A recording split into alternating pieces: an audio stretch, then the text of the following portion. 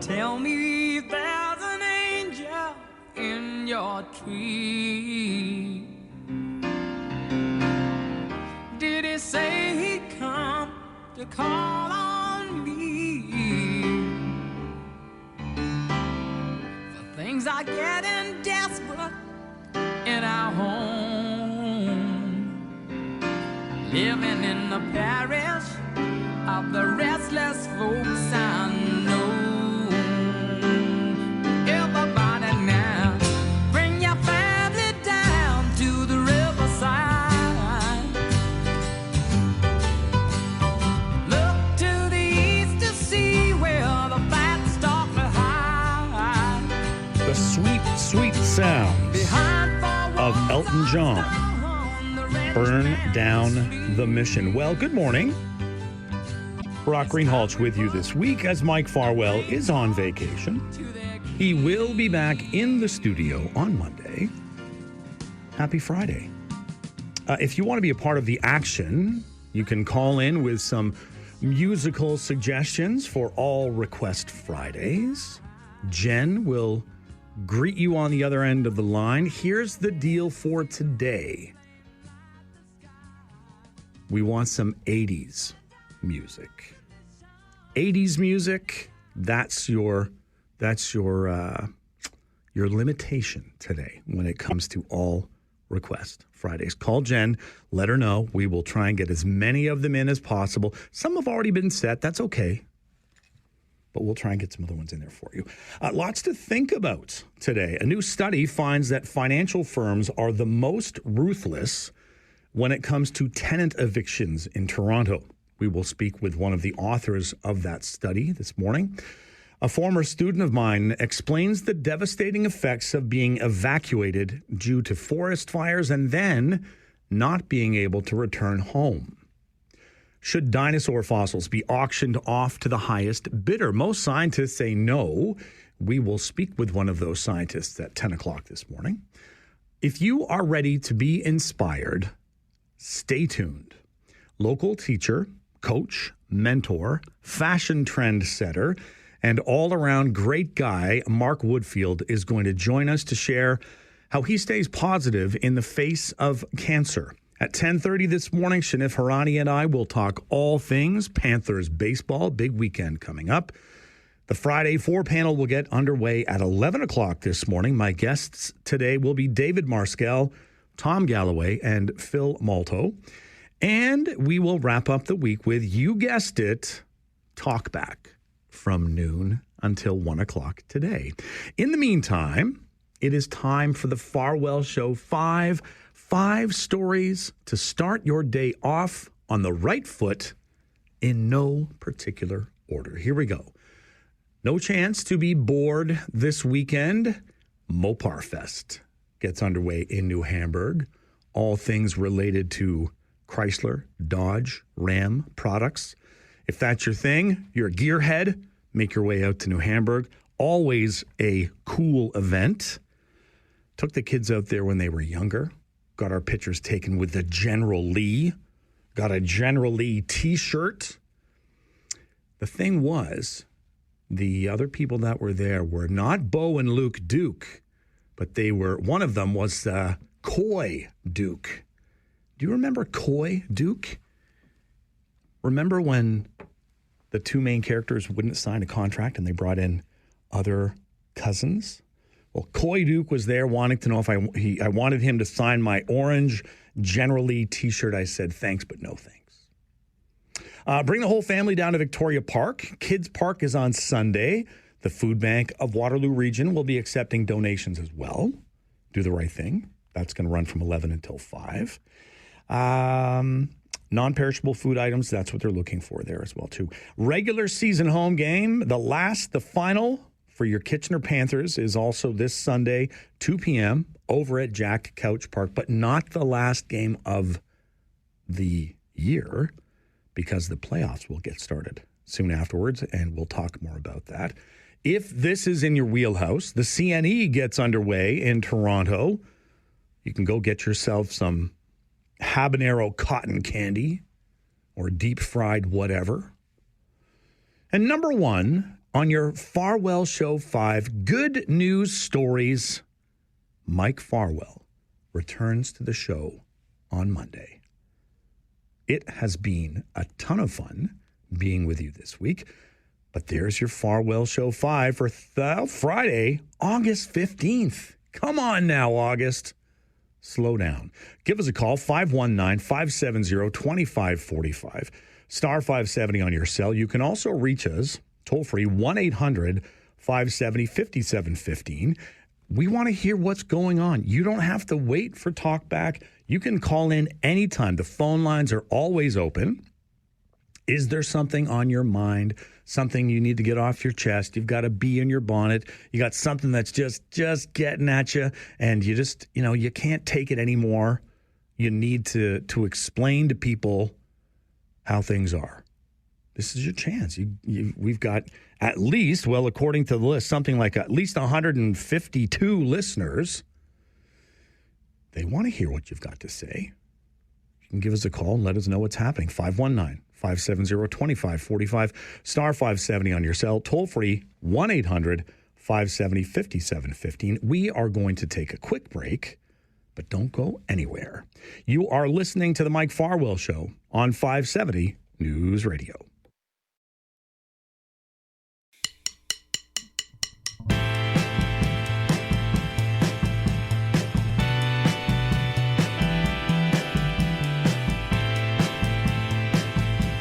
Welcome back to the show. Brock Greenhalgh in for Mike Farwell this week.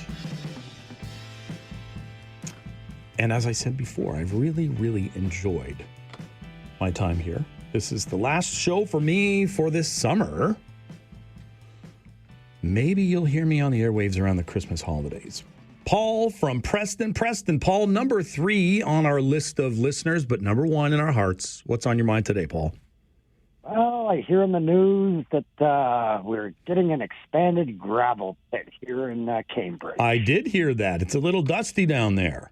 Yeah, the thing with these aggregate pits, under the Ontario Aggregate Act, they've got all kinds of powers and whatnot. Yes. And of course, the city didn't want them within 60 meters of housing.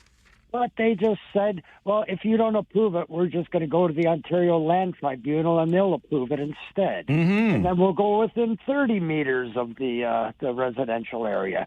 These gravel pits, they apply for these licenses to extract aggregate from the ground. Yep. And part of the license says that when they are finished extraction, they have to do remediation on the property. Right.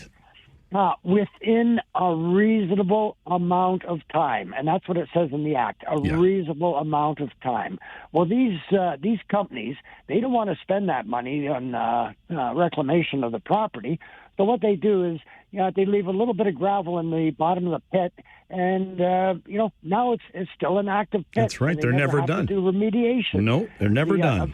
Eventually, you can see it all along the 401 over by Pushlands. You see all these gravel pits that are now filled in with water because nobody ever did any remediation on it. And this is what they do. They leave a piece of equipment there. You can leave a $10,000, $20,000, $50,000 excavator there and just say this pit is still active, and we will do the remediation when it's done. There are pits that have been sitting for over 10 years. Ontario has something like 35 inspectors for all of Ontario to go out and look at these things and see whether or not they're operating properly. There's absolutely no enforcement. I checked on the auditor's report. Mm-hmm. They've only laid 2 charges under the Aggregate Act, and it was about $1,000 each. And that's pocket change. Yeah. So what do they care? To charge them, they're supposed to be paying by the ton. They're taking more than they're allowed to. And of course, probably not paying for it. And where does the aggregate go? Right. Who's using it? Yeah. A lot of it's being exported to Michigan and to New York State to do their construction projects there. Meanwhile, the production of concrete is, if you ask somebody, what's the biggest producer of CO emissions in Canada, everybody would say the automotive or the oil fields and whatnot. Right. It isn't. It's actually production of cement. Ah, okay, good to know. Okay, This is one of the we're going to do some digging into this, Preston Paul. And we've for got Paul the from Preston. concrete jungles going up. Yep. We say we need more housing so we can bring in more immigrants. Okay, well, when I knew we'd take Yep. a turn at that point, Paul, but we'll put the brakes on right there because I was with you for a minute, maybe for 2 minutes, but it led to that, and we don't need to go down that path. Okay, we talked about this before, Paul. We're all immigrants. Right? Even if you've been here for generations, we all came from somewhere else. Let's not go down that path. That's you taking advantage of the supply teacher, not digging it. But we'll stop it right there. I was hoping to chat with one of my former students this morning. Brenda Dumas is a band counselor with Puckatawagan First Nation in Manitoba.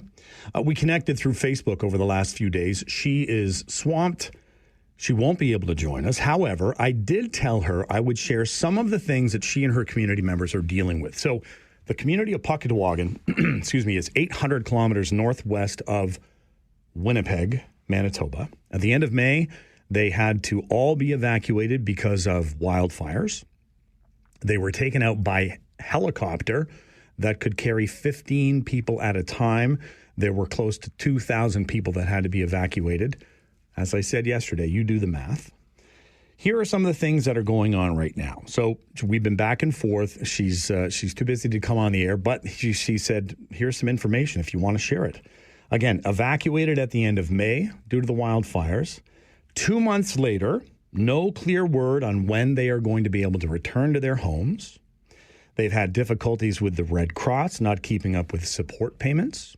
They have had difficulties with the housing that they are in right now, not getting many answers from Manitoba Hydro, and Manitoba Hydro has to go in and put back at least 100 hydro poles and put the lines up and run the lines. And that's just taking a long time. And we get it. These people are Manitoba Hydro, Ontario Hydro, whoever it happens to be, water bombers. Everyone is doing the best that they can. The challenge is being kicked out of your home for 2 months, placed in a hotel or with family or in a shelter, and they appreciate the fact that they were being looked after. They're continuing to be looked after. However, it's getting a little long in the tooth. It's getting a little frustrating. Elders are struggling. Medically fragile community members from Puckatawagan are struggling. And Brenda uses the words devastating and heartbreaking. She is on the ground, one of a number of band council members who are trying their best to keep people together, to keep the lines of communication open. And like I said yesterday, this is one community out of hundreds where this has gone on and continues to go on this summer. This is the summer of their discontent, and it's not the first time. And I'm thinking it's not going to be the last time. These are all of the things to keep in mind when you might be complaining about other things. Back in 2022, the exact same thing happened. Fire came close. They had to evacuate the entire community, and it took a while to go back in. This time around, the worry was the fire was going to get too close to the airstrip. If that happens, there's no way to get people out of that community other than rail lines. There is a rail line that runs 10 miles outside of the town. It goes up to Lynn Lake, Manitoba. It turns around and it comes back down again. Other than that, there are no roads. The only roads that are available are in the winter, and the ice roads that you can drive over. If you've ever watched Ice Road Truckers, that's what it's like. And you drive down until you connect to one of the logging roads, and you can get to the Paw, Manitoba, or Flin Flon, and then you can go on from there. This is reality for those 2,000, and you extrapolate that, you multiply that by everyone else in those communities. And we know now the same sorts of things are going to start happening in our own communities. We talked about that yesterday. Like I said, off the top of the heap this morning, lots to think about today. Give us a call, 519-570-2545, star 570 on your cell. Toll free, 1-800-570-5715. We are going to take a quick break. You're listening to the Mike Farwell Show on 570 News Radio.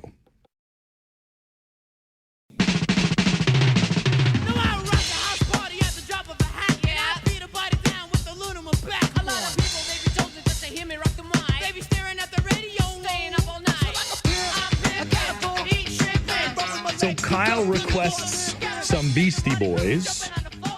You make the request, and there you go. I got a beard like a billy goat, says the Beastie Boys, and that is shake your rump. That's what happens after you go to the grocery store and you pick up the rump roast for the weekend. Kyle, hopefully that is what your plan is. Maybe it's going to be a big bonfire out back. Give us a call if you've got a song you'd like to hear. Jen is happy to take your request. We can put it in for you. We can play a little bit of it. It's all Request Friday when it comes to the music. Otherwise, it's just the things that I choose to listen to. Brock Greenhalgh in for Mike Farwell. Mike is back on Monday. What's going on in your world this weekend? Are you going to Kids Park? Are you going to Mopar Fest? Are you JOMO? Are you having the joy of missing out? You just stay at home, take it easy, put your feet up, read a book on the back deck, relax and take it easy. It's been a busy week. Blue Jays game, golf tournament, out to a concert last night. JOMO this evening. Put the feet up, relax, take it easy. What are your plans? We want to hear from you. Coming up on the show, just after the 9:30 news, we are going to take a look at a recent study by the University of Waterloo and the University of Toronto. Research looked at over 230,000 eviction applications over a 10-year period to figure out who's doing what. And we're going to have the answers for you. That's at 9:30. 10 o'clock, we are going to ask the question whether or not should you be able to auction off dinosaur bones? If you find something on your property, is it up to you? 10:15 this morning, my buddy Woody, Mark Woodfield, joins me, and you will be inspired. That's all I'm going to say. 10:30 this morning, we are going to be speaking with Shaniv Harani about all things Panthers baseball. We're just going to forget about what happened last night against the Welland Jackfish. Just we have to have a short memory when it comes to games like that. 11 o'clock, it is going to be the Friday 4 panel. We've got David Marskell, Tom Galloway, Philip Molto, all going to be joining us to talk about 4 different stories that bubbled up to the surface this week. And you can be a part of all of that. Give us a call, 519-570-2545, star 570 on your cell. Toll free, 1-800-570-5715. Stay with us. We'll get an update from the News Center. You're listening to the Mike Farwell Show on 570 News Radio. Well, we're moving on now. We're moving on up to the east side, to a deluxe apartment in the sky. We're moving on up to the east side. We finally got a piece of the pie. Brock Greenhalgh in for Mike Farwell this week. Mike will be back behind the microphone on Monday. A recent study by University of Waterloo and University of Toronto researchers looked at over 230,000 eviction applications over a 9-year period. What they found might or might not surprise you. Martine Auguste is a professor with the School of Planning in the Faculty of Environment at University of Waterloo and was involved in that research. Martine joins us this morning. Welcome to the show. Oh, 1 second here. There we go. Martine, welcome to the show. Hi, good morning. So you spent 5 years combing through all of this research, 230,000 eviction applications. What were your findings? We were really interested in examining this one question about whether or not some kinds of landlords would be filing for evictions at higher rates than other kinds. And so, to give you some context, I've been studying what we call the financialization of housing. Okay. Which it sounds like a complicated term, but it's referring to the way that we've seen big financial firms buying up more and more housing in Canada, including apartment buildings, which was the focus for this study.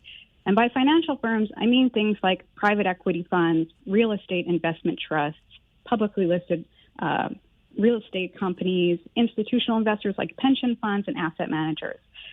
And I've been researching this for a while, and we see that these firms are very focused on driving higher profits from the ownership of rental housing. So one of the questions we had was, in their approach to trying to, generate more revenues, is evictions part of it? And do we see a difference in eviction filing behavior by these big financial firms? And so the quick answer to your question is yes, we found that financial firms file for evictions at a much higher rate than other types of landlords. I know that the one case that you mentioned, a company purchases this building where the previous owner had filed a total of 3 eviction notices over 4 years. And then once the building is purchased by this company, 63 eviction applications happen. And the company came in, raised rents by hundreds of dollars per month on those vacant units that were there. And then the prices go through the roof. I mean, we know exactly what's happening. I'm guessing you weren't necessarily surprised by all of this when these organizations are looking at this through the business lens and making money is the most important thing, not individuals living in those units. Yeah, absolutely. And what we saw was that pattern that you described in that one building is something that's happening systematically across the properties that we looked at in the study. And as you said, we looked at over 200,000 eviction filing applications in the city of Toronto, which covered pretty much all of the apartment buildings over 20 units in the city. Wow. So it's a pretty extensive sample that we looked at. And what we found that when a building changes hands, like in the example that you just described, on average, financial firms increase the filing rate by 3 times. So they triple the rate of eviction filings happening in that building. Unreal. And it actually, it matters who they're buying it from. So if they buy it from a small-scale operator who owns just one building, on average, we found that they're actually increasing the rate by 6 times higher than those smaller scale operators. So really changing the way that those buildings are managed. And another study that I've done with a colleague who's also at Waterloo, Chloe St. Hilaire, we also found that financial firms increase rents more. And this study with Julie Ma at the University of Toronto really showed an increase in the eviction filing rate. When you took a look and you combed through all of the applications and so on, were there any surprises that came to light when you were sorting through everything?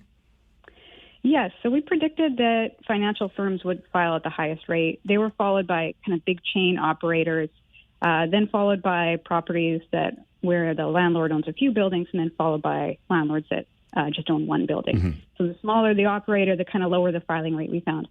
But the big surprise for me was that we found that social housing and nonprofit landlords actually had much lower filing rates, particularly social housing. So in Toronto, that's Toronto Community Housing Corporation, had a much lower filing rate than you would expect, particularly given that they own so many properties and also have a tenant base that has lower incomes, and many of those tenants are more vulnerable to eviction. Instead of filing at higher rates for those lower income residents, we see that social housing actually protects them to a degree from evictions. And this was not something I expected. I was very surprised to find this, and it really puts another argument in the corner of why we need more social housing, because it appears that social housing is providing better security of tenure and protecting people from eviction. And when we take a look at it too, that idea of even as you went down through the list, if I own an apartment building, most likely if that's the only one that I own and it's part of my investment and I've got, let's say maybe I have those 20 tenants, most likely I have built some sort of rapport or relationship with those individuals that are in those units. That must play a role in how you work with people. If you've got a heart and you look at the human aspect, it has to impact how you make those decisions. I mean, many people have theorized that might be one of the reasons why you see different behavior between a very small-scale landlord and a larger one. that's a good question for further research, but it's certainly the case that the bigger financial firms that, in their own documents and in their own reports to their investors describe what their goals are, very much focused on driving those higher revenues. Right. One of the ways that we think that they do this is through eviction filings. Okay. Is there a way that we could rein in those evictions? Is there what actions could be taken? So there's lots of different ways to do it. One of the interesting things that we point out in the research is that eviction filings, we think, are associated with what we call vacancy decontrol in Ontario. So what that means is that when we have rent-controlled units, landlords can only raise the rent a certain amount each month. Okay. However, when that unit becomes vacant, when the tenant moves on, the landlord is allowed to raise that rent to any amount. So the rent control is suspended. It's decontrolled. This is one of the reasons why eviction filings and then evictions can lead to profits for landlords, because if they remove long-standing tenants who are paying lower rents, they have this chance to then raise the rent by any amount that they want. So one of the ways that we could reduce this problem with eviction filings and improve tenant affordability and security is by removing this vacancy decontrol and ensuring that it doesn't give a financial benefit to landlords when they push people out or when people move out on their own. So that would be one way. Other types of eviction preventions would be good. We see other sort of loopholes related to eviction where landlords are allowed to evict tenants to say their family wants to move in, or they can, what sometimes people call, that's called an own-use eviction. We also hear of rent evictions where people will be pushed out because their unit is going to be renovated. Now, in some cases, landlords actually are moving their family in and do renovate and bring the tenant back. But we also see that sometimes this gets abused, and that's used as an excuse to push somebody out when really the bid is to improve and to increase the rents, right? Or to renovate the unit and not invite the previous tenant back. So advocates and researchers have pointed to these things as loopholes that really weaken the tenant protection system in Ontario and create all these opportunities where people are being removed from their homes, basically to provide additional revenues to landlords. We've just opened up a great conversation, and I don't want to cut it short. Are you able to stick around for a few minutes? And we do need to take a quick break, but if you're up to it, we could have you stay with us for a few more minutes. Sure, I'll stay on the line. That would be lovely. We will take a quick break, and we'll come back to this conversation. You're listening to The Mike Farwell Show on 570 News Radio. Welcome back to the show. Brock Greenhalgh in for Mike Farwell this week. We are chatting with Martine Auguste. She is a professor with the School of Planning at University of Waterloo, and we're talking about eviction rates in Toronto over a 10-year period, how they were happening, and what was behind them. When these evictions take place, is there recourse for the people being evicted? And I think I know the answer, but we can maybe talk a little bit more about that. Yeah, and to be clear, our study was looking at eviction filings. So not all of the eviction applications that we studied turned into evictions. Thank you. But we do know that the rate of eviction filing from other research is associated with the amount of evictions that ultimately do get executed. And yes, people in Ontario do have the right to go to the landlord and tenant tribunal and to challenge evictions. So there is that option. When we've talked about this idea of investors coming in and buying up properties, and then we know that the rents are going up, the eviction rates are going up. One of those things that tends to cross my mind is if I am investing my money in something, I want to make sure that I am looking at it through a moral or ethical lens. I think I would have a problem if I knew that this was the outcome. Yeah, and I think a lot of people feel that way. I mean, housing investments are often looked at as something that's sort of neutral, right? It's not blood diamonds. But no. But one of the arguments that we try to make with this research is that there are problems with putting money into these types of investment vehicles that are actually making housing less affordable. In fact, people have made the argument that it's affecting the right to housing in Canada. That's an argument that's been made by the former UN Special Rapporteur on Adequate Housing, has argued that these approaches and business strategies that financial firms are using are actually contravening the right to housing. And that's something that Canada has affirmed in law. And so there are big arguments here that it's affecting people's housing rights and that these types of investments actually aren't ethical.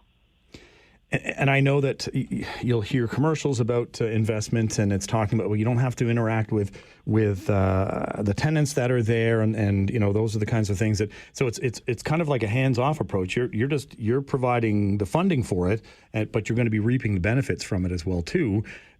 Sometimes, again, it's a good idea to take a look at what you're doing and how is that actually happening, because as the other end of things, it's not always a positive outcome. No, and you know what? It's not magic, right? The money comes from somewhere. Absolutely. And in this case, the money is coming from the pockets of tenants, often lower income, marginalized people who are paying more for their housing and transferring wealth to these corporations and their investors and their managers. And so some would argue that there's a lot of ethical questions at play here, and these are the types of things that we should think about with our investments. Martine, I want to thank you so much for giving us some of your time today, and we are going to keep the conversation going on our end. Thank you so much. Take care. Bye-bye. Bye-bye. That was Professor Martine Auguste from the University of Waterloo taking a look at eviction filings over the span of almost a decade in Toronto. And the results came down that what was happening in most cases, it was larger firms that were coming in, investment firms, real estate investment trusts that were making those purchases. The one example we used was the company came in, bought up a building where the previous owner had only filed 3 eviction notices over the span of 4 years. Once the company had taken it over, there were 63 eviction applications suddenly.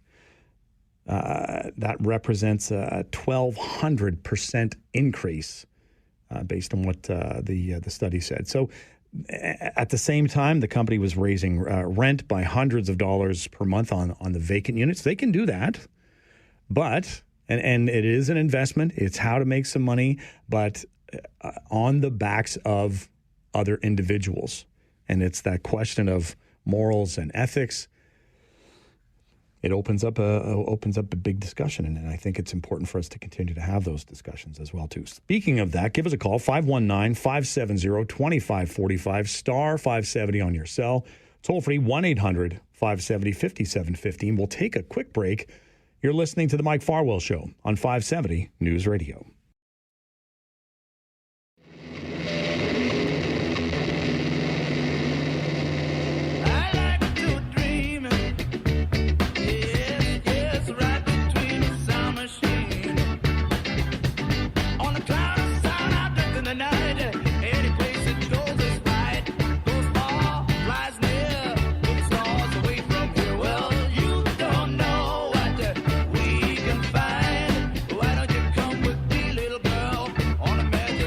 Thanks to Ron for suggesting Steppenwolf, Magic Carpet Ride. I know it's not from the 80s, but we'll still take it. You know why?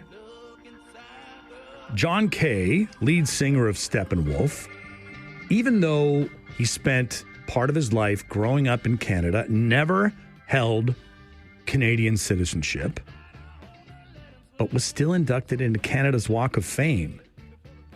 Also was nominated for induction into the Rock and Roll Hall of Fame. 2018, Steppenwolf's Born to Be Wild, one of the first 5 record singles to be inducted into the Rock and Roll Hall of Fame. So there you go. John Kay, Canadian connection, despite doesn't have a Canadian passport. Dave from Cambridge, number 47, but number 1 right now. What's on your mind today, Dave? This first, as a quick aside, thumbs up to how you've been handling the whole week and the numerous callers. I appreciate that, Dave. Thank you. Now, I think you would be surprised at how many government officials, regardless of party affiliation, are involved in the subject you aren't talking about. Is that right? Okay. Their investment portfolio. Yes. That's all I have to say. Okay, and that's good for us to know and to do a little bit of research, Dave. It's always a good idea to start to pull back the layers, isn't it? Yes. Okay. You leave that with me. It's like, I appreciate that, Dave. It's like Woodward and Bernstein getting some inside scoop. That's what's happening. Give us a call, 519-570-2545, star 570 on your cell, toll free, 1-800-570-5715. What's on your mind today? It's Friday. Fry-yay, as the kids might say. Any big plans for the weekend? Going to keep it on the down low. You're going to relax and take it easy and just enjoy. The weather's going to be nice. It's still going to be warm. I don't think you're going to have to cut the lawn. Is it normal for the lawn to be brown this time of the year and dusty? That's where we're at right now. And I know that I mentioned a bonfire at Kyle's, but then I was reminded by Darlene, no bonfires. We're under a burn ban, are we not? I think we've got something like 6 millimeters of rain in the last 2 weeks. So yeah, not even those little pot things you can have, like the little fire pots. Don't do that. Go inside, put it on the fireplace channel, put your feet up, enjoy the air conditioning, and just relax. We are coming to the top of the hour. Time for an update from the 570 News Radio News Center. Stay with us, though. We are going to be talking dinosaurs at 10 o'clock. And we're going to inspire you at 10:15. We're going to inspire you with some baseball chat at 10:30. 11 o'clock, we've got the Friday 4 panel. So lots of things coming up. And we're going to motor through all of them. Looking forward to all of it. Stay with us, though. You're listening to the Mike Farwell Show on 570.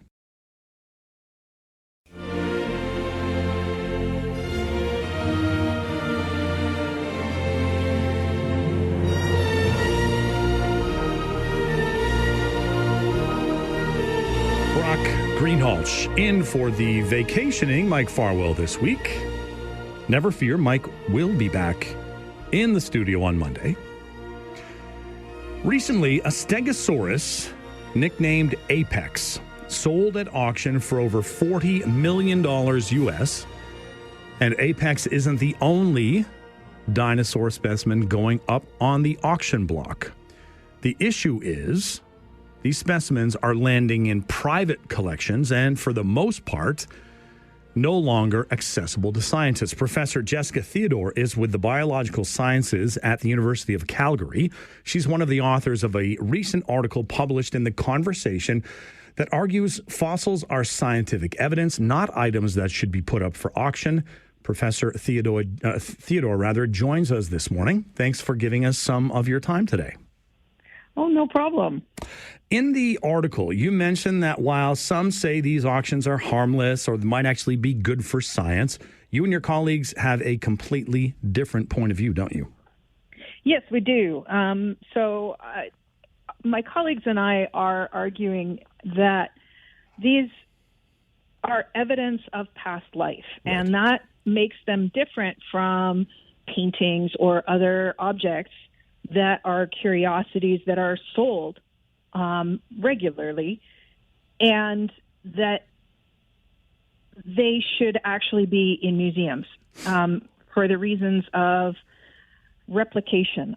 You may have heard about the idea that in science, in many fields, there's been a bit of a crisis in replicating studies. The whole point of publishing your scientific work is so that others can try it and see if they get the same answer, right, so that we're consistent.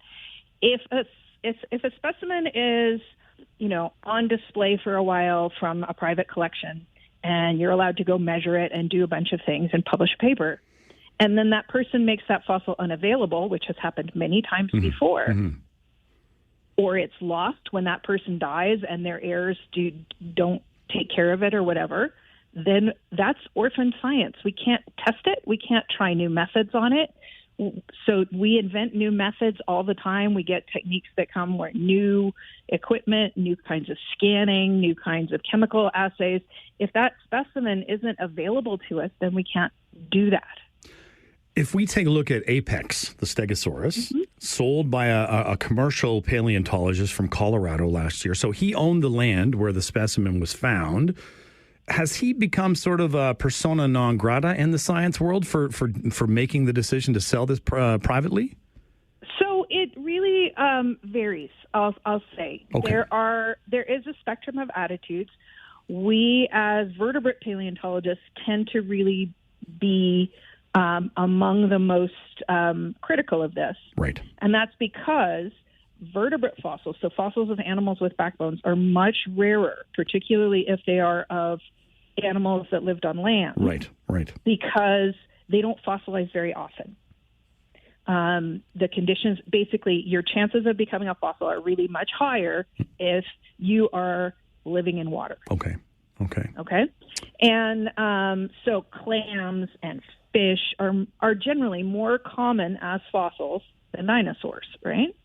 And so the attitudes vary among scientists. I'm not trying to represent that all scientists feel this way, but the Society of Vertebrate Paleontology has taken a pretty hard line on this. And that's because our own research shows that this is problematic for the work we do. My colleague Thomas Carr at Kenosha in Wisconsin at Carthage College has done a study of Tyrannosaurus rex. That's what he works on. Right. There are more specimens of Tyrannosaurus rex in private hands than there are in museums. Wow. That doesn't make sense. And almost all the juvenile specimens, all the ones that show us how it grew to adulthood, are in private hands. So you're in Calgary. We're here in Ontario. If you or I owned land and we found fossils on our land, do we own those fossils here in Canada? What are the rules like here in Canada? It varies by province. Okay. In Alberta, no, you do not. Oh, okay, good to know. And in Canada in general, you tend not to, but that's because, so it varies province to province a little bit, but in Canada, and certainly in English Canada, the civil law is based on English civil law. Okay. And subsurface rights of many things revert to the Crown. Right. So right? you and find in the US, yourself they revert to the landowner. Right. So you're smack dab in the middle of it there in Calgary, and you know right. you've got in Alberta, the legislation is among the strictest in the world because we have so many dinosaurs. And the early history of the early 20th century, crews from the American Museum of Natural History and various other museums in the U.S. came up here and took all the dinosaurs down to the States. Right. And in Alberta in the 70s and 80s, Phil Curry started working, and people started to realize that we needed to have control of our own dinosaurs. And so the Alberta legislation covers any scientifically significant vertebrate fossils. And the way this works is if you find a dinosaur in Alberta or any fossil, if it is on any land, public or private, technically it belongs to the Crown in trust for the people of Alberta. Okay. So what that means practically is if you find something, you take it to the museum or you call the museum. If you've already picked it up, if it was like loose, and if you're not allowed to dig, you need a research permit to dig. Good to know that as well. Obviously people find things digging for houses and stuff like that. And what you're supposed to do is call the museum. And the museum will come and evaluate whether or not it's of scientific importance. And if it is, they'll excavate it, take it to the museum, and document it properly. Right. If it's not, you found something lying in the road or you didn't dig it, you're allowed to hold on to it, but you're not the owner. You hold it in trust for the people. Good to know. And there you go. Something to learn every day. This is good information. There are, I know this is a big topic, and there are other things we'd like to talk about. We're short on time today. Would you be willing to come back on the show again? Sure. That would be great. I will. I'm just filling in for Mike, but I'll put some notes to him because I'd love to hear about to the Sue, the Tyrannosaurus Rex, where things went a little bit better. But thanks for giving us your time. We will keep the conversation going, but I'll make sure that Mike reaches out to you again. Okay, great. Thank you. Take care. Have a good day. You too. Bye. Bye-bye. That was Professor Jessica Theodore, University of Calgary. We're talking dinosaur bones. Give us a call, 519-570-2545, star 570 on your cell. Toll free, 1-800-570-5715. We will take a quick break. Stick around if you want to be inspired. You're listening to The Mike Farwell Show on 570 News Radio. Some classes have a reward system where they fill up a jar, and when the jar is full, they can pick a reward. And some classes will pick a movie, but other classes will pick to come out here to Forest School. And that also warms my heart for the effort that I put into it. It's really paid off tenfold, hundredfold, a millionfold. I can't send enough thank you messages to the people who support me through my health journey. That was our next guest, talking about the Forest School he created at Moffat Creek Public School. Mark Woodfield wears many hats. He's a kindergarten teacher, a builder of a forest school, as you just heard, a dad, a coach, a mentor, a huge Toronto Blue Jays fan, a fashion trendsetter, and one of the most positive people I've met. For the past 4 years, he's also been a warrior, battling cancer. He joins us on the show this morning. Woody, how are you this morning? I'm doing well, Brock. In the cancer world, I would say I'm thriving. Thriving. How about those Blue Jays? Oh, they are thriving as well. Great news. Yeah. You know what? Tell us about the time you inspired a fashion trend with a custom-made T-shirt representing your favorite, Davis Schneider. Walk us through that. Yeah, it was funny. Davis Schneider came out in Boston on that weekend and had the most amazing weekend in Boston. And I was headed to Cleveland with my 3 kids for the next series. So I thought I would put together a T-shirt. I'm a big fan of him. He's kind of built like me. I played second base when I played baseball. So I put his classic glasses and mustache on a T-shirt with his number, and I wore it in Cleveland. Got lots of airtime, actually, on TV wearing it because it was like the first Davis Schneider T-shirt. And funny story there is by the end of the game, they were already selling those T-shirts on the internet. So pretty wild little story there and lots of fun. Does Davis have any idea that you're the inspiration behind that shirt? No, he has no idea I am the OG creator of that shirt. I have created a Schneid Guy Instagram page where I wear their shirt. I've been to 9 games since then, and we've won them all. So, you don't want to mess with that. Yeah, there's a little luck in that shirt. So. Have you met Davis before? No. The day we went, again, he was new. It was raining. Right. So we didn't really we were right there, field side, but we didn't get to meet him. Off the top, we included a little section of a video that you're featured in, and it talks. You were talking about your forest school at Moffat Creek. How did that come about? Yeah, I am so lucky to teach at such a great school, and it is placed in this wonderful environment. And for many years, we had the forest out the back, but we really didn't embrace it. Mm-hmm. So because it was just filled with weeds. So I took out an old lawnmower and a weed whacker and created kind of a learning space. I got some stumps. I knew the value in outdoor education. Yeah. So I started taking my class out there, and then more of the kindergarten classes wanted to go out, and I was like, for sure. And then COVID hit, and then all the classes were going out there to explore. I've heard, if your classes are knocking down the walls, then just get rid of them, right? Get outside. Right. Get outside. Yeah. Let them they need fresh air. They need that. The other phrase I heard was less screen time and more green time. Ooh, I like that. We get out there. We have what's called a little Wonder Wagon with all kinds of resources in it, and we just go out there and explore. It's awesome. How many years have you been teaching kindergarten? 20 years. Oh, I've been a teacher for over 26. Yeah. I taught grade 5 and 6 for about 5 years, but I always wanted to be a kindergarten teacher. I was in a kindergarten focus group when I did my Bachelor of Education, so it was something I always wanted to do. It is by choice.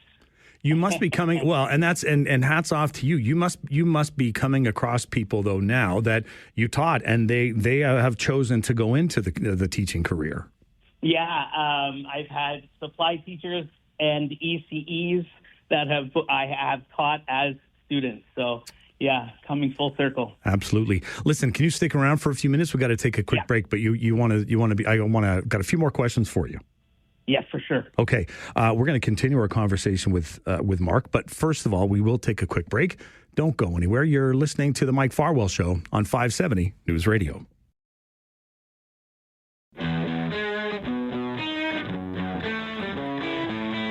Brock Greenhalgh in for Mike Farwell this week. Never fear, he will be back in on Monday. Mark Woodfield joins us this morning to have a chat. Woody, are you going to be back in the classroom in September? No, I am currently going through chemotherapy again, so I will need to hold off on that for a little while. And I have to say, you continue to face these challenges of cancer after 4 years now. What's your secret to staying positive? Because that's your drive, isn't it? Yeah, it's always been, my mantra has always been stay strong, stay healthy, stay positive. And I've just been a positive guy throughout my life. I think that got instilled with my mom early in life. Now with social media, there's quotes popping up all the time, but she was one of those people that saw a quote and wrote it down, live each day to its fullest, treat others the way you want to be treated. And I think that just got instilled in me throughout my life. And I've just continued that positivity. And again, working with 3 and 4 and 5-year-olds, they're just full of energy and positivity, and I kind of feed off them as well. It's unreal. I've one day I covered kindergarten gym class, and that was nearly the end of it for me. But you're in there all the time, and like you said, the energy level that's there. There must be a point though where you're just like, okay, I need a little downtime, a little bit of Mark time. What do you do when it's just time for a little bit of relaxation? I try to be athletic. I do play baseball and hockey. I also love to paddleboard and do some hot yoga as well. I have a pool out the back, so me and the kids are swimming as well. So those are some of the things that I like to do on my downtime. And it keeps you going, and I know when I was sharing this story that I was going to be talking with you, everyone that I spoke to, I know Mark. He used to teach at my school. He taught my kids, and every bit of feedback that I get about Mark Woodfield, there's nobody that can say a negative thing about you, man. That just is awesome to know. Well, thank you for those kind words. All the best with your journey, and we want to stay tuned. And when you're ready for it, I'm going to take you into the Jays game. And you inspired me to get my own shirt made up. Awesome. And I had two, actually. I'm taking my brother to a game in September. Shh, don't tell him. Awesome. And the two of us are going to wear those. And I think you saw my friend Dee actually made up a water bottle with David Snyder on there. Very cool, yeah. And I do wear the glasses and the mustache too. I just for fun, and the first game I went with my kids, so of course my job as a parent was to embarrass them as a father. Dad. Them. So yeah, exactly. So I went with that as well. So your kids need to put their mustaches on the next time. Yeah, for sure. For sure. Well, listen, you go and enjoy yourself. Good luck with all of the treatments, and keep us posted. And we want to stay on top of this story with you. Can I just leave with one message? I'm leaving it. I'm leaving this. Yeah, you get the final word today. Okay. As I say, I stay strong, stay healthy, stay positive. Always be positive. But I just want to leave. When I was diagnosed with cancer, it's prostate cancer, and 1 in 9 men do get diagnosed with prostate cancer. Mm-hmm. And early detection can be highly treatable. So you want to keep your PSA number below 4. When I finally got to the hospital, my number was 531. Oh, my gosh. Yeah. So men in their 40s, 50s, 60s going for blood work, request it. Even if you're healthy, request that PSA test. It does cost $35. But it would be money well spent. They'll often say, no, you don't need it. But just pay that $35 and get that reassurance. There you go. That's a great message to end on, Mark. Awesome. Yeah, get the blood work done, get the PSA test done, and then you're not guessing at things. What have you got on for the rest of the day today?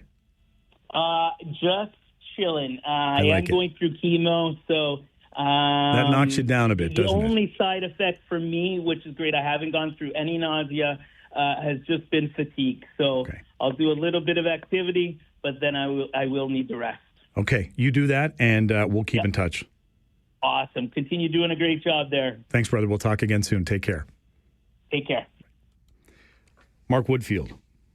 There you go. If you haven't been inspired, well, I can't imagine that you're not. Give us a call, 519-570-2545, star 570 on your cell. Toll free 1-800-570-5715. It is the bottom of the hour. Let's get an update from the News Center. You're listening to the Mike Farwell Show on 570 News Radio. Right about now, you're about to be possessed by the sounds of MC Rawface and DJ Easy Rock. Hit it!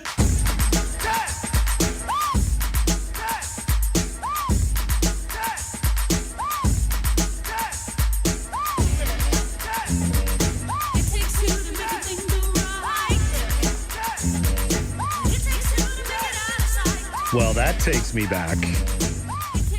1988, 1989. Nate Dogg is in the house requesting raw bass and DJ EZ Rock. It Takes Two. Wow. I'm back at the turret at Wilfrid Laurier University. I know. Can't picture it.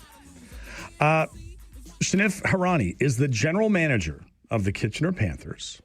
And despite what happened yesterday, still is willing to come on and talk with us for our weekly segment, WRSE Weekly. Good morning, Shanif. How are you? Morning. How are you? Good. We're just not going to talk about what happened last night, are we? No. We have some exciting things coming up. We can put that one behind us. You have to have the classic short-term memory when it comes to something like that. 2 more games ahead this weekend. You're on the road to Guelph on Saturday. You've got a final regular season home game at Jack Couch Park on Sunday against the Welland Jackfish again. At this point, is the playoff picture set? Is it any clearer? Do we still have to get through these last 2 games? We still need to get through these last 2 games. Yeah. Right now we're set up to play Welland in the first round. Right. But if we have a good weekend here, there is still a chance that we can move up a little bit in the standings. So there's still some baseball to be played to figure out what's going to happen for the playoffs. If that's the case, let's say it is Welland that's coming down the pipe. Maybe some added pressure, but also a chance to prove themselves, right? I mean, you go up against the team that has been dominant this year, and it's what a better way to start off the playoffs in some people's minds, anyway. Well, for us, how we look at it is, if we want to go as far as we do in the playoffs, we're going to have to play them anyways. Right. So might as well get it out of the way. Yeah, get it over with, right? I like that attitude. Get it going and get it over with. On Sunday, I know that there's some special things happening. What's going on Sunday out at the ballpark? Yes, so Sunday is going to be YMCA Day at the ballpark. We're partnering with the YMCA. Any member, if they bring their tag to the game, will get 50% off a ticket. We're expecting another great crowd. We're coming off our biggest crowd of the year where we had over 1,000 people. Right on. So I know our players love the support and hopefully can give us one little push right before we get into the playoffs. And it's important, right? You're on the road. It's busy, right? You had a game last night. You've got tonight off. Back at it Saturday, then back at it Sunday, less than 24 hours after the game on Saturday. But everything's got to stay real and stay fresh. We had talked before about the idea of getting some more seats in at Jack Couch. How's that going? Good. It's actually going really well.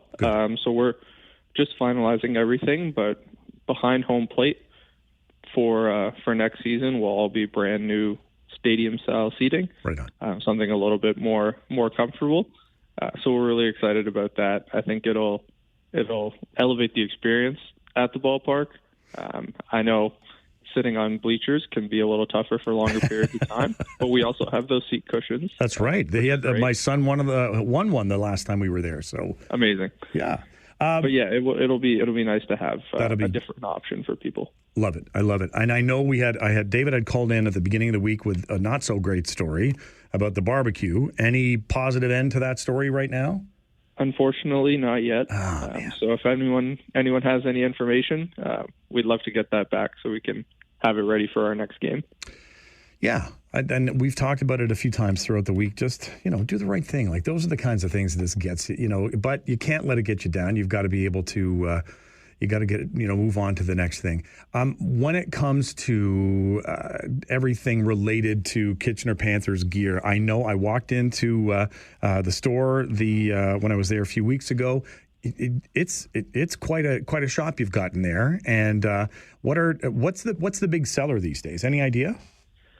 So I'd say definitely our hats, especially our Red Canada Day hats. Yeah, those ones are really popular. And then also our blue alternate jerseys have probably been the best seller for clothing. Yeah, I like those. Those seem to be popular. Yeah, and it's nice to see when you come to the games, like you said, you're getting over 1,000 people. People are dressed in their colors. They're there to represent their team, and it's a lovely night out. It makes for a great evening. The weather has cooperated for most of the games, and it's reasonable. You can bring your family out. You're not digging in your pocket too deep. How important is it to the organization to get families and get younger people into the stands? Oh, it's huge. I remember as a kid, I would always go with my parents to Panthers games. It's a great way to get out. You're close to home. There's free parking, and it's a great time. It's really high-level baseball. There's giveaways between all the innings. We've given away over 1,000 large pizzas thanks to our friends over at Domino's. So there's lots of opportunity to win things and as well catch a good baseball game.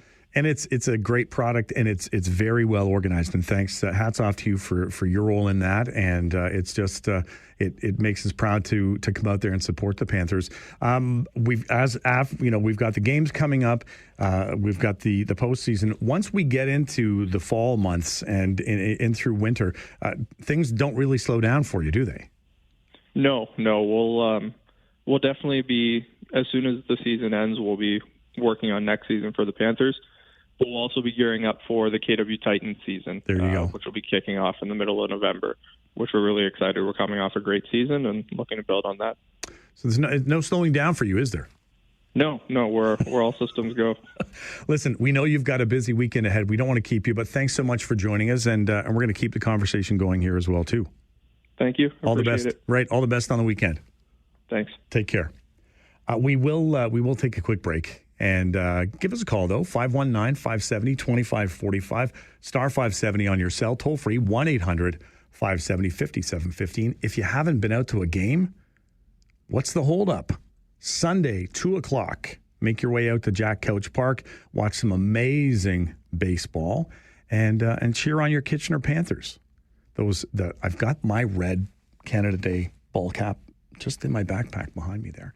Wore it the other night when we were sponsored by or at the golf tournament, and had on the lovely white, red, and black hockey jerseys representing 570 News Radio. Speaking of 570 News Radio, you're listening to the Mike Farwell Show on 570 News Radio.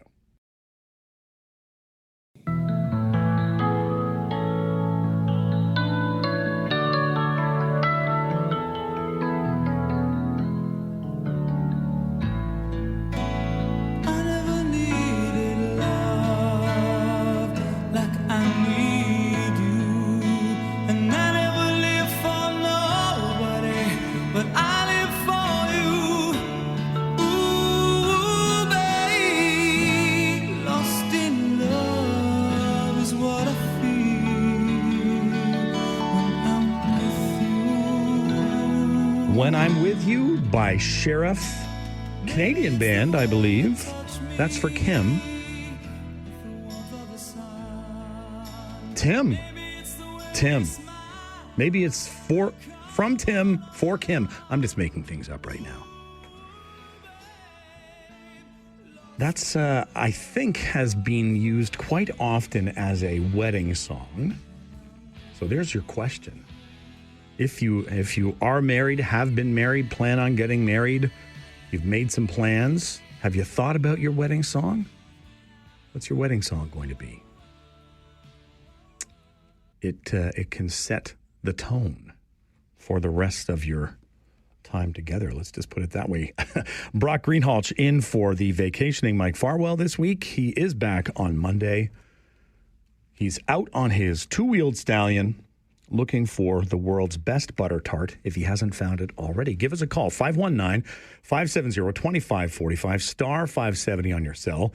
Toll free 1-800-570-5715. Taking a look at the rest of the day today, 11 o'clock this morning, we will have our Friday 4 panel. David Marskell, CEO of the museum, Tom Galloway, Phil Malto, all three are going to be joining us. David and Tom are going to be in studio. Phil is going to join us through Zoom. He is up at a cottage, I think, or vacationing, but he's still taking time to be part of the Friday 4 panel. We've got a few things to talk about. Are you going to Vegas? Any plans on going to Vegas right now? A lot of Canadians have chosen not to go to Sin City, and we'll talk about that. We'll have a little chat about bringing goats into the region to take care of some weeds. Are we getting behind that idea? The other idea is, should there be legislation to ensure if a product, if it says made in Canada, it's actually made here? Did you know Campbell's Soup was fibbing a little bit? Doug Ford knew they were fibbing. He says he's going to rip the label off. He's just going to turn things around. And Campbell, he was mad at them. They packed up and moved down south about 7 years ago. And I think the wording is Canadian recipe or something like that. Give me a break. Canadian recipe. No. We might also have a chance to talk about some of the stuff that's going on at City Hall down in Cambridge. We'll see. We'll see if we get to that one. But that's all going to be coming up at 11 o'clock. From noon until 1, that's your turn. Talk back. You're able to weigh in. Let us know what your plans are for the weekend. Let us know what's on your mind. If you need me to give you some starters, if you want to call in and talk about your wedding song, go right ahead and do that. If you wanted to hear a song, I think there's still a few spots available. You can call in, give that song to Jen, and we'll do our best to play it on All Request Fridays, right? But it's free for all Fridays, however you want to. This is it, right? This is once 1 o'clock hits, you're back to Mike Farwell starting on Monday, and then you're with him, and he's with you, and I know that he's looking forward to it. But right now, he's still enjoying his holiday, so let's not rush things. Plans for the weekend? What have you got going on? We can have a chat about that.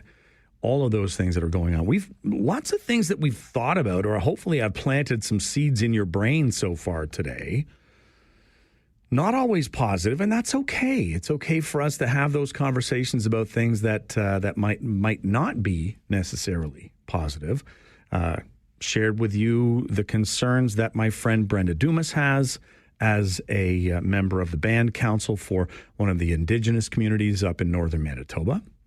We had a chance to chat with Martine Auguste, the professor at the School of Planning, and what is going on when it comes to eviction filings in Toronto and who is behind most of those eviction filings over the last number of years.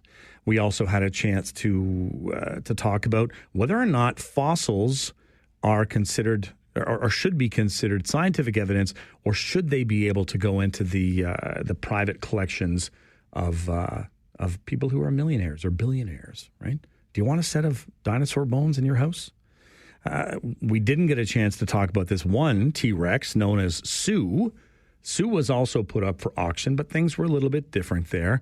The auction took place, and everyone knew that Sue, the T-Rex, would end up on display somewhere, and the scientists would be able to continue their research. That's not always the case if you're a private buyer and you purchase a set of dinosaur bones. I learned that if I find a dinosaur on my property, it's not mine. If I live in Alberta, I've got to double check if that's the case here in Ontario. If anybody knows, you can let me know. But we were talking about the fact that if it's in Alberta and you find a dinosaur in your yard, Jessica was saying that it belongs to the crown. So and that was going back 100 years ago where Americans were coming up and gathering up all the dinosaur bones in the Badlands and the hoodoos and all of that space that's up in Alberta, and they put a stop to that. And but I'll find out about what happens here in Ontario. Give us a call, though, 519-570-2545, star 570 on your cell, toll free 1-800-570-5715. We'll take a quick break. Stay with us, though. You're listening to The Mike Farwell Show on 570 News Radio.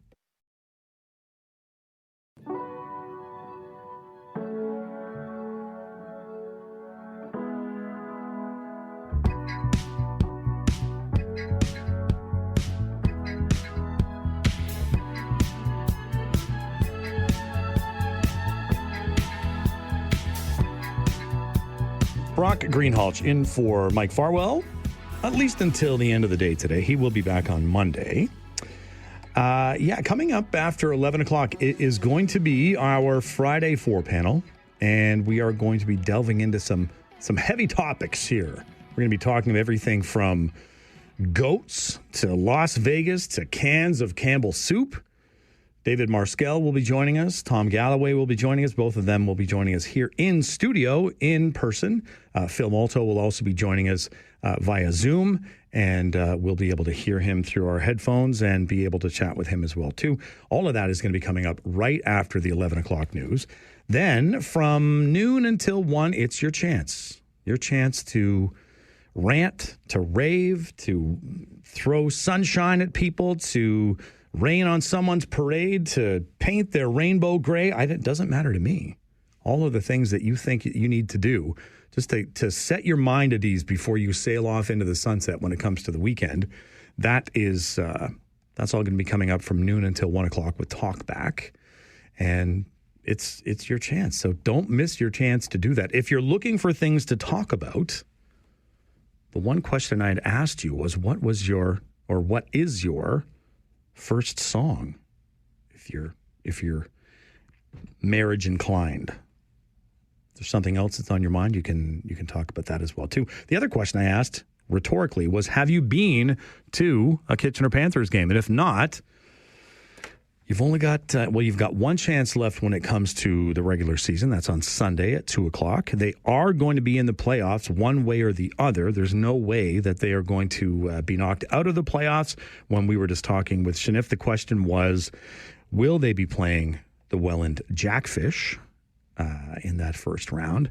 They'll know by the end of the day on Sunday when all of the other players or all the other games are done. And we'll be able to go from there. So, and I encourage you to go. Shanif was saying that they have done a lot of work to encourage families and younger people to come on out. They've given away 1,000 pizzas, they said, so far this year. They're really turning things around. More seating is going to be brought in as well too. We talked about the fact that nobody has come forward yet about the missing barbecue. And we're not joking about that. It was taken off their property. It was on loan from the Portuguese club. So both the Portuguese club and the Kitchener Panthers would like to have that back. If you know anything, you know what you need to do. Give us a call, 519-570-2545, star 570 on your cell, toll free 1-800-570-5715. We are going to take a break. We're at the top of the hour, but don't go anywhere. You're listening to The Mike Farwell Show on 570.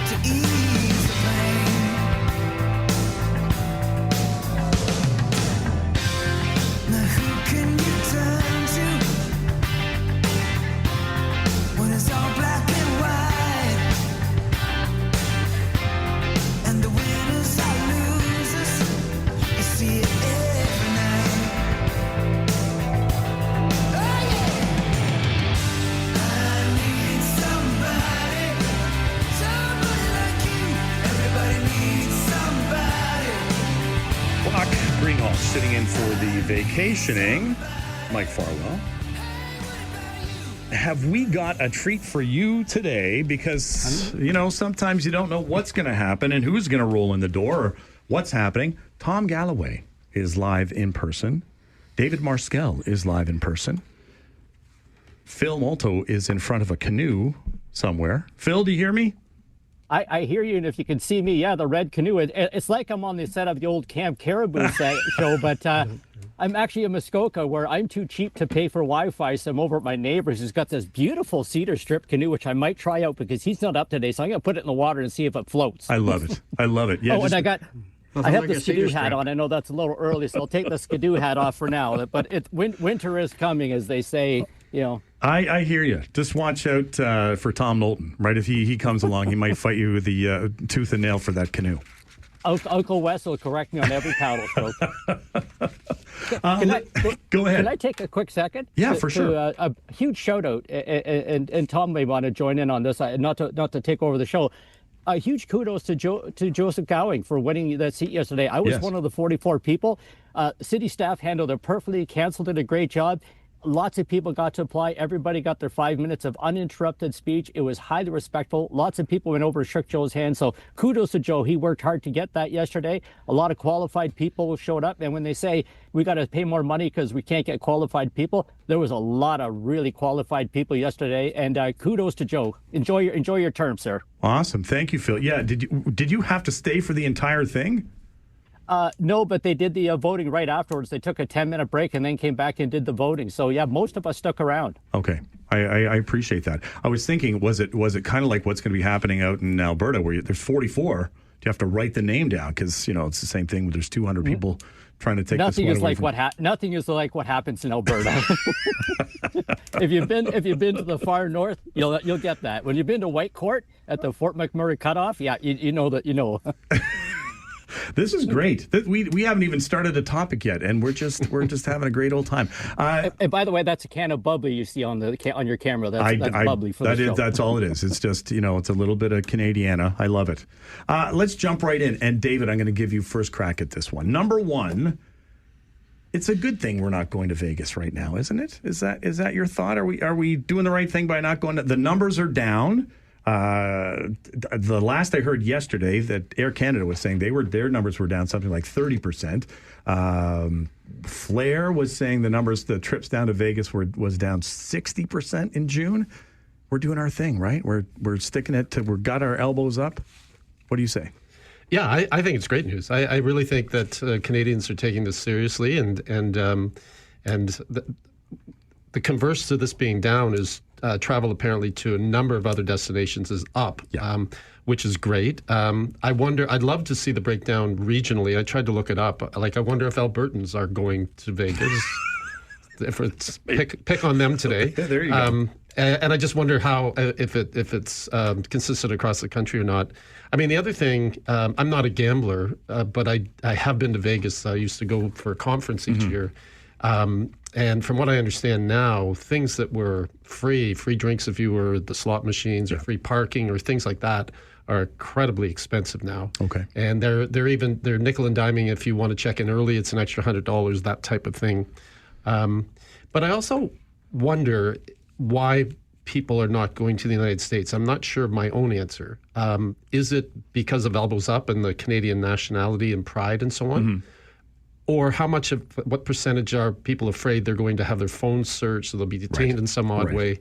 I wonder what the mix is there. Okay, that's a good point to make as well, too. Tom, what do you think? Well, it's all of that David said. People are concerned about going if they're going to get stopped and shook down, and you hear the stories about that. But I really am glad to see that. Canadians generally, I think today's numbers were 37% fewer border crossings. Generally going south, and I'd like to see that number go up. I think you have to do the elbows up thing because you have to get their attention. You have to get the attention of everyday Americans, the people that work in the casinos in the case of Las Vegas, the people in the hospitality business throughout that particular town, which of course relies on tourism. The same numbers are true for Europeans coming into Vegas and generally in the United States. And until they feel the pain in their own pay packet, they're likely not going to realize what the green idiot or the orange idiot rather is doing. Yesterday he had the audacity to say, in regards to Canada and Mexico, they will do what we tell them. Yeah. I was just outraged, absolutely incensed and outraged. I'm not stepping foot in the United States. I am buying anything that I possibly can made elsewhere, Canada or elsewhere, but not the United States. They have to understand that people around the world are angry. And I agree wholeheartedly with what you're saying there. Phil, I'm going to have you jump in. The only thing is we're going to take a quick break, but when we come back, you're going to have the first chance to crack at that question about Vegas. Are you down with that? Yeah, I'm good. I'm good. Okay, perfect. I'm in cottage country. How could it be upset? Yeah, you can't complain when you're up there. That's good for us to know. And we're going to make our way through these segments and just have a great old time. Once again, David Marskell, Tom Galloway, and Phil Molto joining me here on the Friday 4 panel. We're going to take a quick break. Don't go anywhere. You're listening to the Mike Farwell Show on 570 News Radio.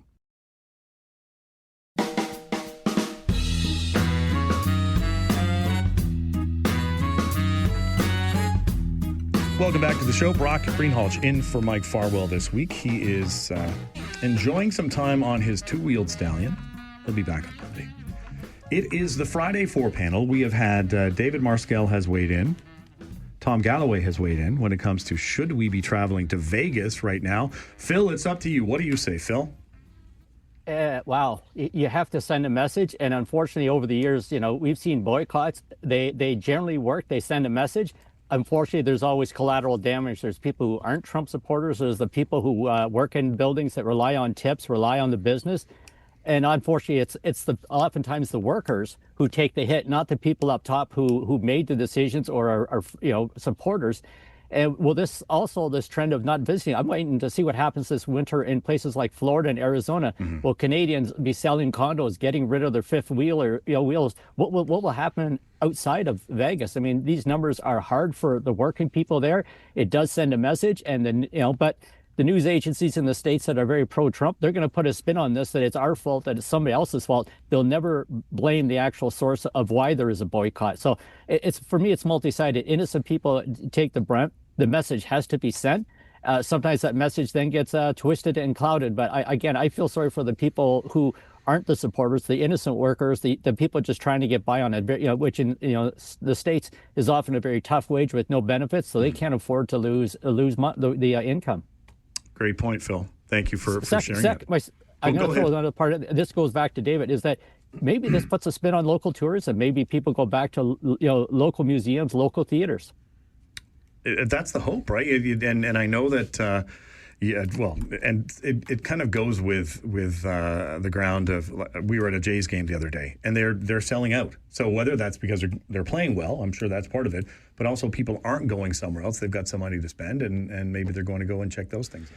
And the park pass, or whatever Carney called it, which included museums, the museums are up about 30% in attendance across this summer across Canada, which is terrific, right? Great. I do wonder, I've never thought of this until Phil sort of prompted it. I wonder if people are going to the casino more frequently in like Windsor and some of the border areas in Canada. Yeah, if they need. It's just something that they want to do. They got some money burning a hole in their pocket. All right, we're going to turn our attention to something local for our next story, and I'll have Tom jump in first this time around. Back about a week ago, 50 goats show up on a street in town here in Kitchener. Ian Matthews is the owner of this company, Goats in the City. He's based in King City. We had him on the show earlier this week. So over on Boniface Avenue, it was the MTO that really had brought the goats in. The goats come in, they eat up all of the overgrowth, and the argument from Ian is that he called it nature taking care of nature. He did get a few stares, a few funny looks, but what do you think, Tom? Well, I think it's an excellent idea to be able to maintain the properties that otherwise you can't get mowers and other pieces of equipment. There's no access available to them. I mean, it's certainly a novel thing. But on the other hand, it might be something we might want to consider more broadly in the community, even for areas that possibly may have more access, because goats are one of the very few animals that will eat the high cellulose plants. Right. Other grazing animals won't do that. So they take it down. I mean, they are pretty comprehensive when they go in, and they aren't selective, and so they are very efficient that way. And when you and they're also one of the best fertilizers of soil. Yeah. And when soil is fertile, it increases the carbon sequestration. Easy for you to say. Okay, all right. Science, Tom. Okay, all right. Whatever that means. I know what that means, but I can't say it. And so around the world, I mean, goats are actually being used as a part of a solution to climate change. There you go. That's a side benefit. What happened over on Boniface there was a microcosm of that, but it might be something that we should be picking up on. I like that. Yeah, Ian was saying that he's got contracts with Mississauga. He's got contracts in Toronto. And I asked him, what about in other parts? He said he's been asked to go to BC, but it's just impossible, really, to make that happen. But he said he was looking at ways of kind of expanding Sure, they got the goats in BC. Yeah, and if there's someone that can be the eco shepherd is the term that he was using, you can make that happen. And we'll keep going. David, what do you think? Thumbs up, thumbs down on the goats? I think Tom kind of exhausted all the great ideas. I am a little hopeful that it's a coincidence that you've got a couple of old goats on the show today and you brought this topic up. I mean, there's just too many punchlines to it. I mean, I think it's wonderful. I guess it's better than spending more money on police officers. Am I allowed to say that? I don't know. I mean, the province is automating and taking jobs away from people. Are they union goats? I mean, so, yeah, I mean, I can't disagree with all the good things that Tom said. They do have names, and he said they all have their own personalities. Phil, what about you? Thumbs up on the goats? To me, it's totally harmless. I mean, and for people driving, what an interesting spectacle to look over and see goats. Now, are they going to go with the mini goats that you can, get a coupon, they'll climb on your shoulder and play with you? I don't know. But my take on it is I'm anti. I grew up in landscaping and sod farms, and believe it or not, I'm an anti-grass person now in my older age because it's just too much. There's just too much maintenance. I mean, the cities and regions talk about we got to cut our budgets, we got to be more environmentally conscious. Well, just let the grass grow in the medians up north, and more trees, like up towards St. Jacobs, Elmira. Hundreds of trees going everywhere. We're talking about another 1,000 trees for the city of Waterloo again. Let's tree the parks. Let's let the wildflowers go. Remember Crown Vetch along the highways? They do that up north of here, up towards Huntsville area. Let just put wildflowers. They talk about we need more areas for butterflies. The opportunity is right there. No cost, low cost, no maintenance, low maintenance. There's a whole bunch of answers in one. Just let it grow, let it be natural and stuff. It depends on how close it is to places like buildings, schools. Yeah. But anything beyond 4 feet of a public walkway, let it grow. Let the bees and the monarch butterflies have it. Right. Goats are a great idea, better than mowers. But I say we could just let it grow wild, if you will. All right, 3 thumbs up for the goats, 1 thumbs up just to let it keep on growing. We'll take a quick break, and we're going to come back. We're going to talk about soup when we come back. Don't go anywhere. You're listening to the Mike Farwell Show on 570 News Radio.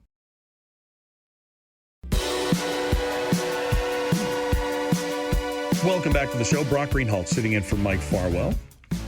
We are coming to the bottom of the hour, so we've only got a couple of minutes. But what we'll have you do, Phil? We'll start with you on this next topic, and then we'll come back into the studio once we come back from the break. Soup, Campbell's Soup has long embraced the slogan "good," but the premier says the soup giant's labels are anything but good, because he says they're liars. What do you think, Phil? Well, historically, my wife is a Campbell, and if you go back hundreds of years in Scotland, other families like McDonald's and stuff would have lit up with a whole different world of comments. But in today's world, it's a manufacturing, marketing. Where's the source of the product? And this goes on in all areas of food production, preparation, manufacturing. assembled with food from parts from, parts made with parts from, assembled here with parts from. It's a real confusing thing that's gone on for the last 30 years. Who is the company? Is it a Canadian company? Is it assembled in Canada? Are they making the product? It's a land of confusion and vagueness as to who owns the company and who's making the product, and are Canadians benefiting from the jobs by this company? Right, and the point that the Premier was making, that Campbell's has they've got the Canadian flag, but what's on the label, it says a recipe of Canada. Now, it doesn't. A recipe of Canada would be like maple syrup and hockey and Mordecai Richler. That would be a recipe of Canada, not the soup. Yeah, it's not a marketing thing, is it? Well, good question. Strange. Well, and you look in your cupboard and you think, oh, what are truly some Canadian products that I have here? And now being called into question is the Campbell soup, right? And he brings up the point that 7 years ago, 400 workers were impacted when the factory that was in Toronto shut its doors and headed off down south. So, are you trying to trick people? Maybe they are, right? That seems to be the way that it's going. Listen, we are coming to the bottom of the hour. So what we'll do is we will take a quick break. We'll get an update from the news center. When we come back, it will be David and Tom's chance to talk about soup. And then we still have another big topic to talk about, what's going on at City Hall down in Cambridge. So don't go anywhere. You're going to stick around. You're going to get yourself an update from the news center, but we still have lots to talk about. You're listening to The Mike Farwell Show on 570 News Radio.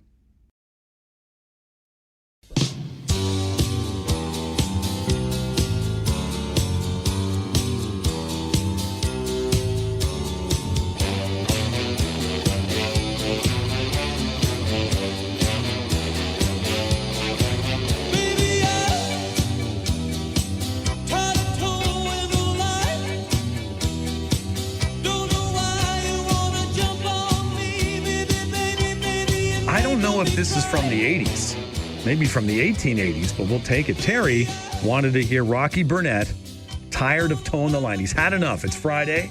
He doesn't want to deal with it anymore. You are listening to our Friday 4 panel. We are having discussions right now about Campbell's soup and whether or not they are Canadian, or just the recipe is Canadian, or just the scent of Canadiana. David, what do you say? Well, first of all, I wonder if Phil is towing a line behind the canoe. Oh, womp womp. Yeah, good segue. Yeah, no, the soup, the pride thing that came up with when we were talking about Las Vegas a little bit earlier. Mm-hmm. I mean, it's a slippery slope for companies to try to hoodwink Canadians, and they will suffer. They'll be boycotted, all their brands, if they try to sneak it by us. And I think that's the biggest thing that if I was a marketer in some of these packaged goods, or any kind of product, I'd be very, very careful with. And yeah, maybe there does need to be clarity and certainty on labels, so there's no room for misrepresentation. Right. But yeah, right. And I agree. I remember the plant down on the lakeshore in Etobicoke, and how many people, I used to live in Etobicoke, and how many people were impacted by them uprooting that plant and moving to the States. So shame on them. And I think, if I think about the Toronto waterfront, maybe Redpath is the only thing that might still be there that, as it goes back, say 50, 60 years. Tom, you going to weigh in? What do we need to know about soup? Well, they also left the plant in Leamington in addition to Toronto. So they're done for me. I'm done for them, I'll tell you. And even though they say their broth is made in Canada, too bad, so sad, it's too late. You tried to hoodwink us, and so anything with the Campbell's name on it, I'll be boycotting. But the thing I wanted to point out on this whole trade matter, and something that I don't know why Carney and others don't seem to gravitate to this argument, but the statistics are that each and every one of us, every Canadian, purchases $6,900 of U.S. goods and services a year. On the other side, Americans only buy $1,200 worth of goods and services. Right. We buy 6.5 times more goods and services than they do. But apparently, we have a trade deficit, and I don't get that piece. And I'm not sure why that's not argued enough, whether it's soup or it's anything else. Good point. Good point. And, we were talking off the air that it was a similar story this week about Bick's Pickles, right? The idea that can you claim it to be Canadian? There are Canadian pickles or Canadian cucumbers, a Canadian lid, but they're made in the United States. They get hit with that 25% tariff. There must be, it gets harder and harder, I think. The other thing that I noticed the other day that maybe it was a couple of months ago, actually, now where you'll see the letter T on things at the grocery store, meaning that they've been hit with a tariff. You can see some that have the Canadian flag on them as well, too. You have to do your research. You've got to go back. And I know that when things were really heating up, there were websites really designed for people to go on and say, here is a list of Canadian items that you can buy that guaranteed. I think we need to keep circling back because you kind of lose it. It loses itself a little bit. Tom, you wanted to say something. Oh, you look like you wanted to say something. On the next topic. Topic. You're leaning forward into that one. But I think you're right. That list that got circulated back then was ubiquitous for 2 or 3 days. Yeah. But it's really important. Where do you buy your gas? Right. It's a U.S. company, right? Yeah. For your car and so on. So I think that's very important that people need to keep that going. And a question here for Tom's watchful eyes: How many people are going to be shopping for made in Canada hockey sticks this winter? Oh, I don't know. That might be hard to do. I remember every hockey stick seemed to be made within an hour's range of Kitchener-Waterloo. And I'd be interested to see what happens now when people go shopping. What's the sticker going to say? No kidding. Do they even make them? Stevensville out in Newfoundland. I don't know if they even make them out there anymore. Canadian-made stuff. Are they? Okay, there we go. Tom's got his finger on the pulse. Speaking of having his finger on the pulse, Tom is going to jump in. Here we go. On our fourth topic, and this is going to take us for a while because I know there's lots to say. What came to us was it's from a letter that was sent in that talks about it's critical of Cambridge Mayor Jan Leggett's recent handling of a situation, and I'm gonna hand it right to you, Tom, and just kind of walk us through what's going on because you've got the inside scoop. You've been there. You've been on the front lines. What's happening down there? Well, first of all, I thought that the letter to the editor was spot on. Okay. And I also watched the video that the mayor put on Instagram, and I think it probably would fool a number of people who would listen to it. But for someone who knows what the procedural bylaw says, it was really very disingenuous on what she was saying. It seems to me that the strong mayor's powers that Ford has bestowed on mayors has gone a bit awry here in Cambridge. It's been used maybe even effectively somewhere in other communities, but recently she completely reorganized the senior leadership team of the city of Cambridge without even the rest of council knowing that it was happening. I mean, if I had been on that council, I would have been absolutely outraged that, first of all, she would have done it, but secondly, without any consultation with her fellow members. Such disrespect to council. And this is another example. Any member of council, according to the procedure bylaw that I'm sure Cambridge has and other communities have, allows any member of council, however, whether you like the motion or not is not the point. You can put forward a motion. Now, there's a timeline you have to meet to get it into the clerk. It has to get onto the agenda within a certain amount of time. It has to be duly seconded, and then it's put in front of council. It's not up to the mayor or, for that matter, staff. And in this particular case, it seems like she's really unfairly involved staff in this kind of discussion.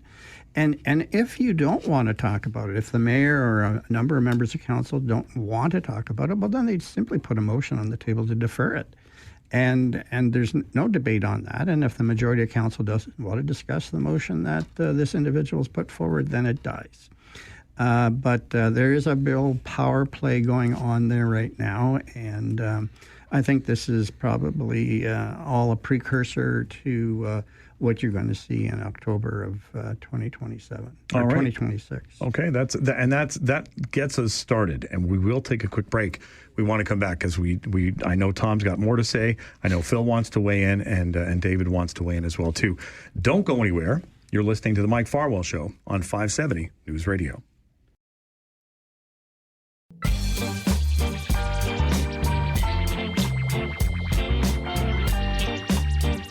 Welcome back to the show. Brock Greenhalgh in for Mike Farwell this week. He will be back in on Monday.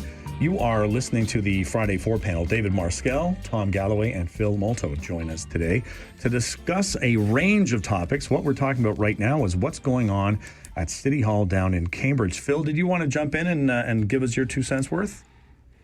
Wow, what a change in the role of a mayor from traditional. Like, remember the old TV shows? Like, the mayor was just somebody who got up there, handed out the keys to the city, shook hands, took pictures, and went and had a nap. Like, remember Mayor Tommy Shanks on the Second City and Mayor Quimby on The Simpsons? Like, what? Now the mayor is a power position. Like, it's And council is it's in our world of Doug Ford. It's like the mayor runs the city. It's nice if council and staff may have a bit, but I'm the mayor and I'm going to run this. Not to say that's what's happening in Cambridge 100%, but it seems like that's the way things are leaning now. You can make all these studies, have all these committee stuff, but now the mayor is going to chime in on stuff. So the position of mayor has, in my mind, really changed in the last few years in Ontario, at least. It's a total change from the photo op PR. Run council, run the meetings, chair everything properly. But now it's become a real power position. And I don't know, I can't see if Tom is shaking his head at me or nodding agreement with me. That's a fist. To me, it's a real change in the role of mayors as seen across Ontario. Tom, did you want to respond to that, or you're just going to bide your time? Well, no, there's no question that it's that the role has changed. Yeah. But I think to give the mayors a little more due, it's more than just a PR job. Right. They do. And Ken Sealing, who I knew very well, of course he's regional chair, not a mayor, but essentially the same thing. His value was in the back room. His value was marshaling people together, moving forward on projects, and creating more unity rather than division. Right. And that's what a good mayor does. Right. There you go. All right, Dave, you can jump in. What have you got to say?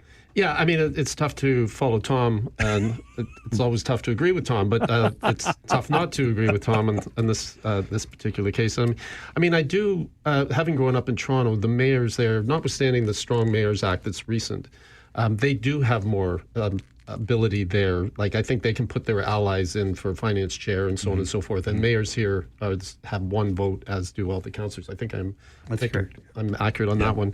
So I always thought that mayors should have more ability here to bring the council together as a cabinet, or if you will.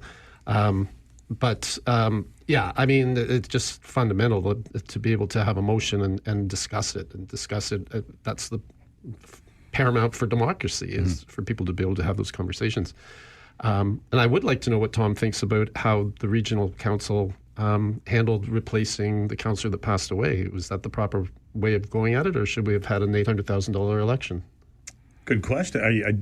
You're on the spot, Tom, but it's totally up to you. No, I totally agree with what council did. Okay. I think $800,000 was much too high a price tag to pay for a by-election for a Kitchener member regional council. I think the turnout on that would have been less, around 10%, maybe, with 25% being the normal turnout.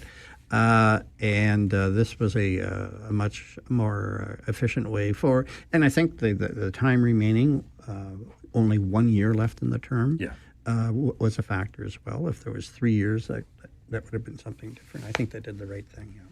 Phil, you said you were there. 44 individuals who basically thrown their hat into the ring. What was your sense when you were there? Did you have a lot of people around you that you went, yeah, I could see, there's a dozen or two, or could all 44 of them stepped into that role? Oh, 100%. And off what Tom said earlier, I agree with him. Mayors today, it is so different from what they were years ago. Like it is a very tough job. It is not a PR job. I remember years ago growing up in Guelph, and the mayor of the city was also, he was a sportscaster. Like, it's such a full-time responsibility. Lots of responsibility on the mayors now. They do a great job. And looking at what happened yesterday, all the councillors, were there, or online. But it was handled very well. There's a lot of people. I said to one of the councillors afterwards, you could have put like 4 councils together with all the candidates. There were so many qualified candidates, all respectfully allowed to speak. And I think it was really set the stage for the upcoming municipal elections in October 2026. A lot of people have put their face forward and their name forward now, and they're already a known commodity. I think there's already a lot of, if you will, qualifying for pit row. What happened yesterday? A lot of people have already, they're a known commodity now, and if they start going to meetings and stuff and start speaking up, they'll be a definite factor in the next municipal elections. I think it was handled well, cost-wise and stuff. Should we have just gone with the vacant seat? The other options, I think it was the best option in the situation. It was handled respectfully, professionally, and democratically because everybody was allowed to speak, and the voting was done right in front of everybody in the council chambers. There was nothing backdoors. I think it was handled extremely well. Tom, when you look at those 44 individuals, I know the last couple of years people have talked about sort of this lack of interest in local politics, or, in some cases being afraid to put your name forward, or having to put a doorbell camera on because of, the reactions from people and where we're at like that. What does it say to you when you see that number of people showing up for a spot? Well, I was pleasantly surprised. Yeah. I predicted 25. Yeah. And then 44, and that's not based on any scientific evidence or whatever, but 44, I was really, really quite pleased. Now, more than half of them were not from Kitchener, mm-hmm. and of course you don't technically have to be, but it was a Kitchener seat, so obviously that was an advantage to people to be from Kitchener vis-a-vis being from another local community. But I was quite pleased, and when you go, I did go through all the applications, mm-hmm. and I did go through all the resumes. There were some really impressive people there that I had not heard of, and there was people that I had heard of before, but some really, really impressive people with really good qualifications, and I would hope some of them would stick around for the election a year or so from now.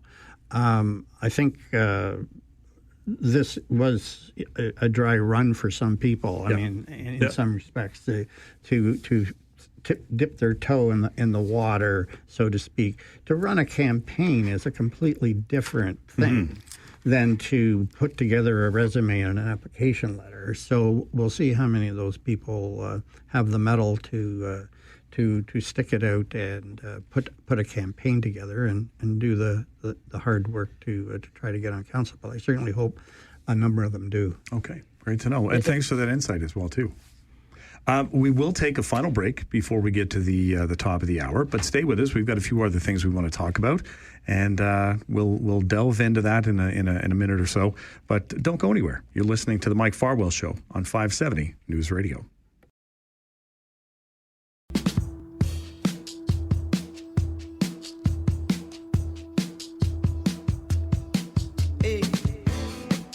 Welcome back to the show. We're just about to wrap up the Friday 4 panel. Brock Greenhalgh in for the vacationing Mike Farwell this week. And off air, we were having a quick chat. So we've only got a few minutes. We've knocked all 4 of these off, and I think we've done quite well. We can put a check mark beside all 4 of the boxes. Mike will be happy with any notes that I leave for him. Oftentimes, I'll have to give him my supply teacher's notes. So the question becomes, what's the plans for the weekend? David, you've got some exciting plans. What have you got going on? Yeah, I'll head into the C&E, which opens today, or is now open. I'll spend a little bit of time there, and possibly pick up a $20 Blue Jay ticket on Sunday and see a few innings. Nice. You don't get a seat, but you get in the building. That's right. But then on Sunday evening, I'm seeing Neil Young at Budweiser Stage, and I'm very much looking forward to that. Have you seen him before? I saw him at Massey Hall a very long time ago, some in the 70s, I believe. Phil, we know you've got the canoe in front of you. Is that the plan for the whole weekend? We have a 6-month-old grandson, so I'm going to spend some quality time with him and looking forward to a great weekend. And you can tell Mr. Farwell that we did not mention the Montreal Canadiens or the London Knights. Oops, I guess we just did. Oh my! And I don't hang up on you like Mike does when someone says the Montreal Canadiens. He calls that foul language, and you get beat. Or the London Knights too. Yeah, that's a tough one to kind of wrap my head around. And Tom, you said you're not much on the go, but you've made a few purchases. You're going to be traveling somewhere. What's up for you? Yeah, and as far as Mike's concerned, I do have to confess that I had a butter tart yesterday with nuts in it. With nuts? Oh my gosh, yeah, Mike is Canadian nuts. They were Canadian. My new best friend. Yeah, but no raisins. But No, it's all anyway, right. no, I'll be biking around this weekend. But I have purchased a new bike, a Canadian-made bicycle from British Columbia, and I am flying to Vancouver and then onward to Victoria by seaplane a week from today. So getting ready for that. And not to put you on the spot, 6 months ago, would you have bought a Canadian bike? That's just where you would go anyway? Yeah, 2 years ago, the bike I have now was out of Toronto. Mm-hmm. Mm-hmm. So those are the things, the stories that we need to be able to tell and be able to talk about those things, right? And you take the time to figure out whether or not it is what you're buying is actually Canadian, and is it making a difference? Well, it sounds like it is making a difference if we all stick to it. It's not easy. We know that sometimes. You go to pick something up and you're thinking, well, this is the only option that I have. Well, do you need to buy it, right? Or are there other options out there? I was talking with a friend of mine who is looking at putting a distillery together and offering a locally made gin. So, and replace a product from across the border. There are lots of ways that we can do those things. So those are the things that we keep circling back to, and it's a great way to at least be paying attention to what's happening in our world.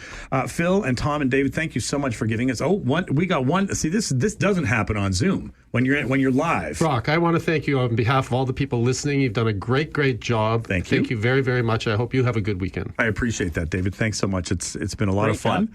And I can't wait to do it again. But go and enjoy the rest of Friday, and we'll keep things rolling along here.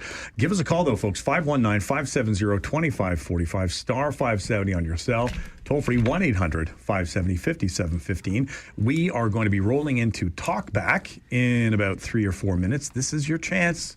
You get to rant, you get to rave, you get to pull out your soapbox, tell us what's going on, give us your feedback on what David and Tom and Phil and myself had to say about our topics. It's your chance. This is all on you, and we want to hear what you've got to say. In the meantime, we will get an update from the News Center. Stay with us. You're listening to the Mike Farwell Show on 570. Take out the papers and the trash, or you don't get no spending cash. If you don't scrub that kitchen floor, you ain't gonna rock and roll no more. Yakety yak. Don't talk back. Just finish cleaning up your room. Let's see that dust fly with that broom. Get all that garbage out of sight, or you don't go out Friday night. Yakety yak. Don't talk back.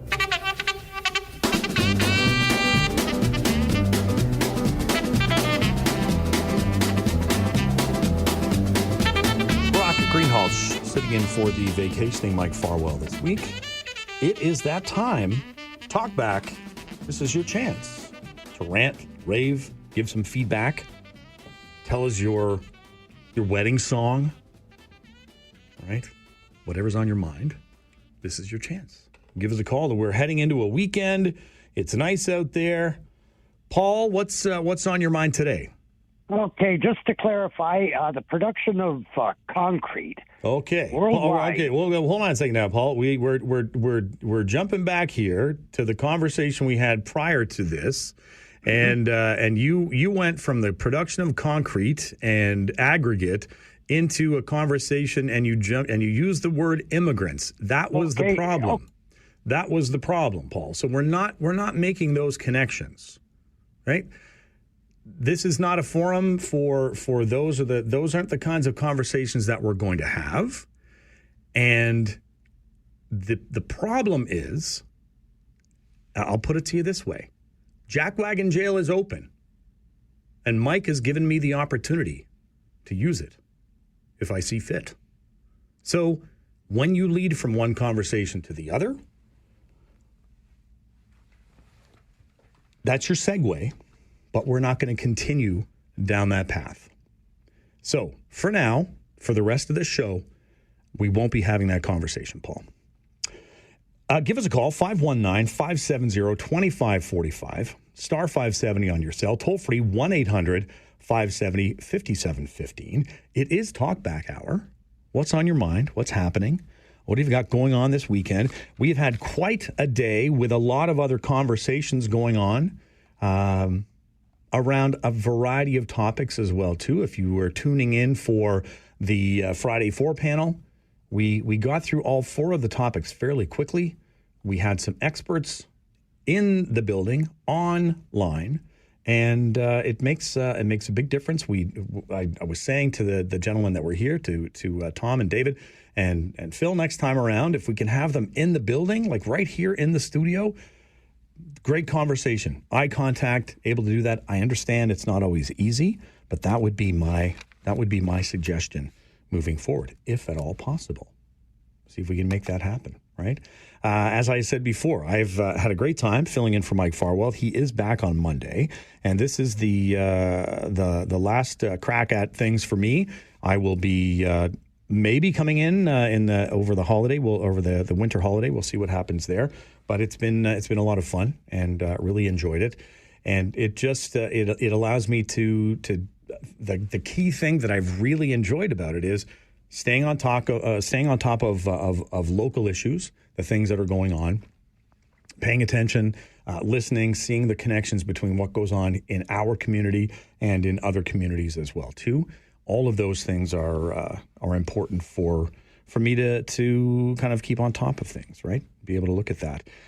Had some great conversations earlier on in the day today. Hopefully you were around when we had a chat with Martine Auguste, who was talking about it comes to the decisions that are made around eviction applications. She and colleagues looked at over 230,000 eviction applications in the city of Toronto over a 9-year period.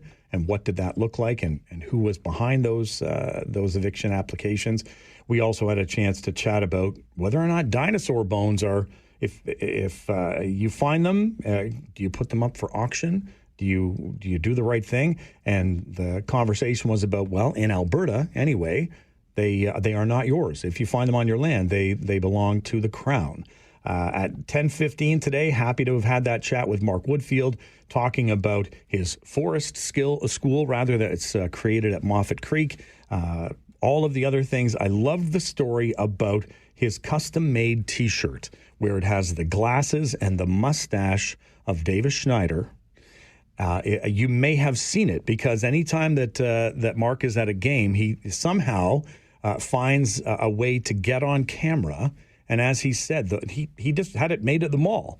Made this shirt at the mall and wore it to a game. Managed to come out, and people looked at that and thought it was great. It's got 36 up in the corner for Davis.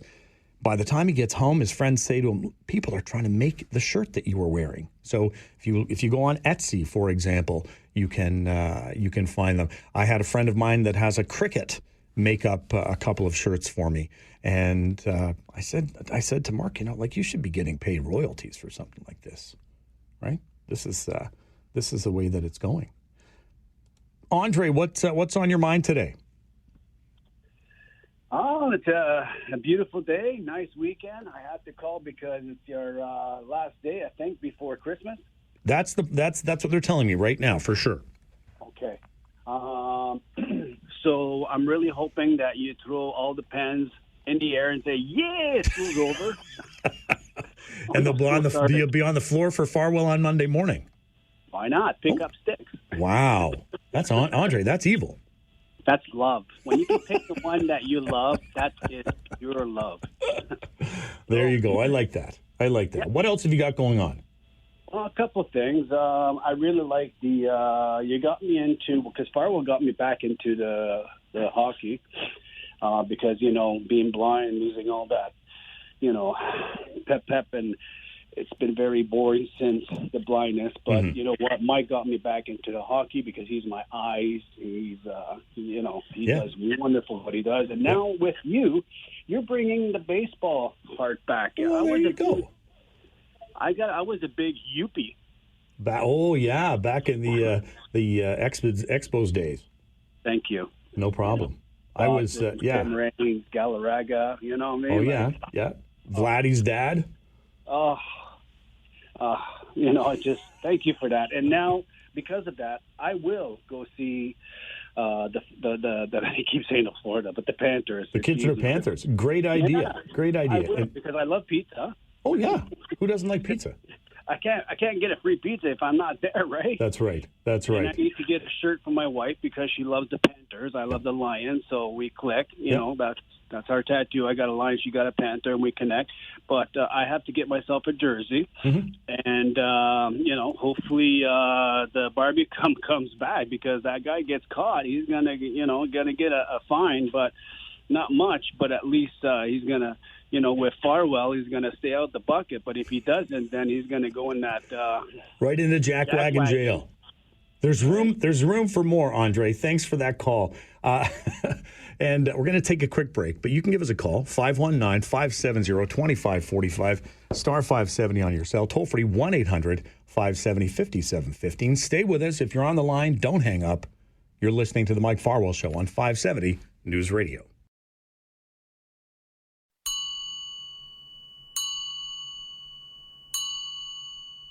Our life together is so precious. Together we have grown.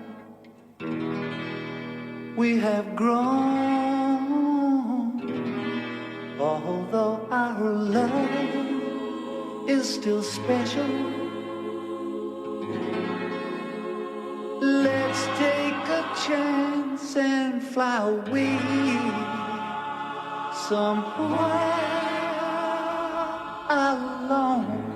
Thanks to Mark, who suggested John Lennon's Starting Over. You can always start over. I like that. Terry, what's on your mind today? Hey, Brock. How are you today? I'm very well. It's a Friday. A little bittersweet to be wrapping things up, but I've enjoyed my week here, and looking forward to the weekend. Yeah, hopefully you'll be back. Like you said, around the holidays, I guess, at Christmas time. Yeah, if Mike wants a break, I'm happy to jump in there. Excellent. The top wedding song of all time has got to be Another One Bites the Dust. But anyway, a little tongue in cheek there. I like that one. Hey, Brock, when you had the Kitchener Panther guy on there, the general manager. Yes. I know you mentioned about putting the bucket seats behind home plate. Mm-hmm. I didn't hear any mention about getting rid of that chain link fence. Is that in the plans too? That I don't know, but I can find out. I'm just going to make a note to myself, and I will find out, because I know that it blocks the view, right? And yeah, very much so. Yeah, let me. I'm going to talk to Shanif, and I'll see what he says. I don't know if what the rules are when it comes to that. If it's got, there's got to be something in place there. But Leah, let me find out. Yeah, it'd make a lot more sense to have like the screen mesh like most other places have. Yeah. And I know the last couple weeks, the one Friday you were on there, you're asking about teams that haven't won the World Series. Yes. There's many. I know. I didn't realize that. I was like, and then the conversation the other day was about, how many of the Dodgers won? How many of the Yankees? There are a lot of teams that haven't won the World Series, and yet they've been around for a while. And what's so funny? I think the Yankees have won 27 of them, and off the top of my head. And the next closest is the St. Louis Cardinals, I think, with 11. 11. So that's how much the Yankees have a big gap there. But even some of these bigger teams, they have longer droughts than the Blue Jays. Mm-hmm. I mean, the New York Mets, they haven't won anything since '86. You got the Orioles as well, and there's many teams. Even the San Diego Padres, they came in the same year as the Expos. That's right. They've been to a couple World Series, but they never won it. But just stop. I'll ask you. Do you mind if I ask you a little question, a little trivia? You go right ahead. Okay, in baseball, the longest drought of any team right now, it used to be the Cubs. Remember the Cubs? That's right. Something year. But now you know which team has the longest drought? Longest drought in Major League Baseball of not winning the World Series? Yes. I'm going to say, give me a second here. You want a hint? Give me a hint. It's not far from where you grew up in. Oh, the Detroit Tigers. Well, no. They won Cleveland Indians. 84, yeah. And they won before that. It's the Cleveland. Cleveland Guardians. Whatever. That's And the longest drought overall is the, you're not going to believe this, but it's in all sports, North American sports, is the Arizona Cardinals. Is that right?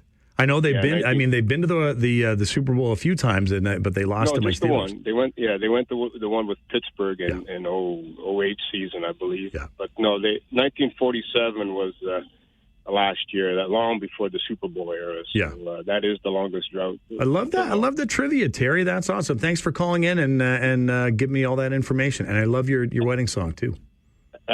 Okay, absolutely. Have a good weekend. You too. Oh my gosh, that was great. Another one bites the dust. That's what Terry says is the number one wedding song.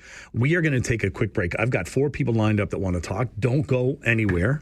Individuals that are there because we want to hear what you've got to say, but we do need to take a quick break. Give us a call, 519-570-2545, star 570 on your cell. Toll free, 1-800-570-5715. Stay with us. You're listening to the Mike Farwell Show on 570 News Radio.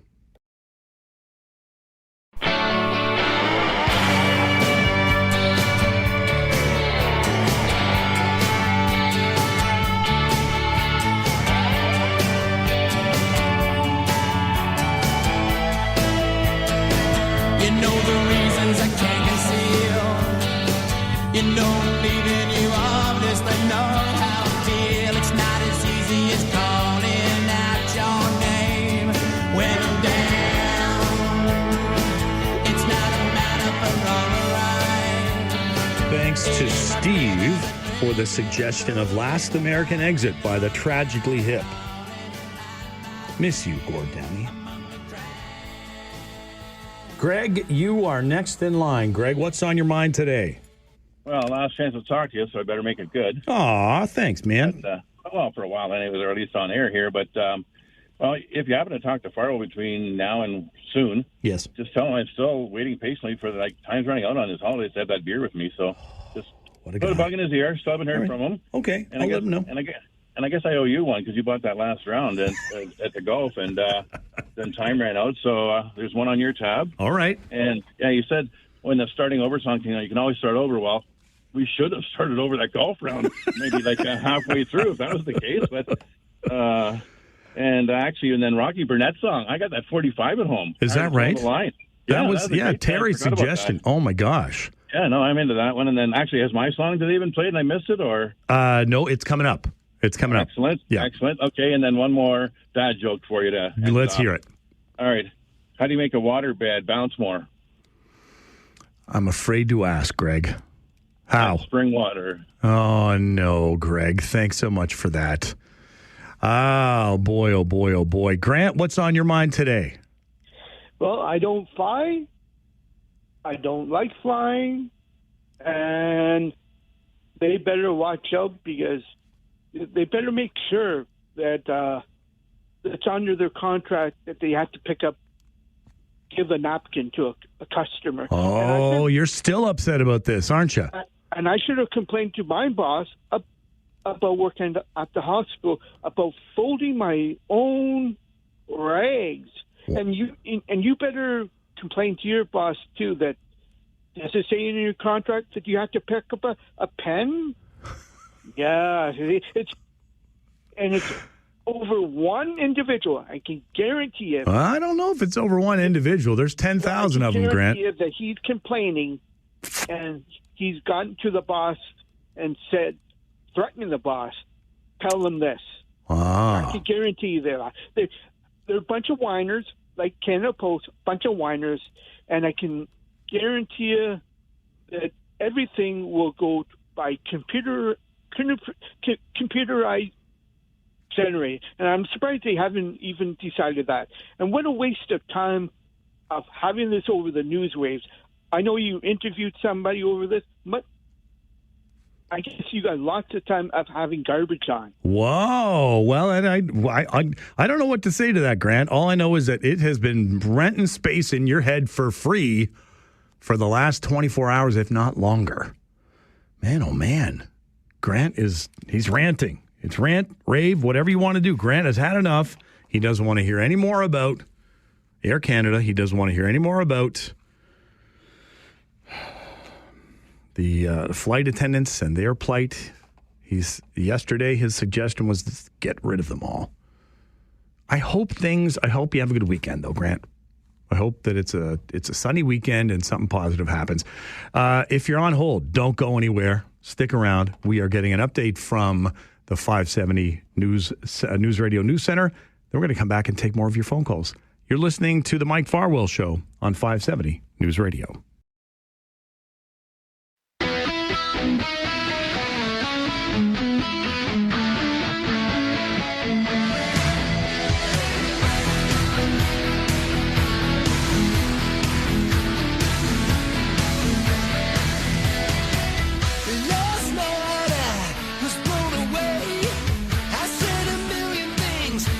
Well, there you go, Greg.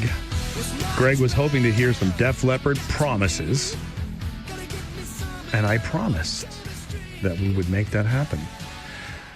It is the Talkback Hour. Dave, it's your chance to talk back. What's on your mind? Is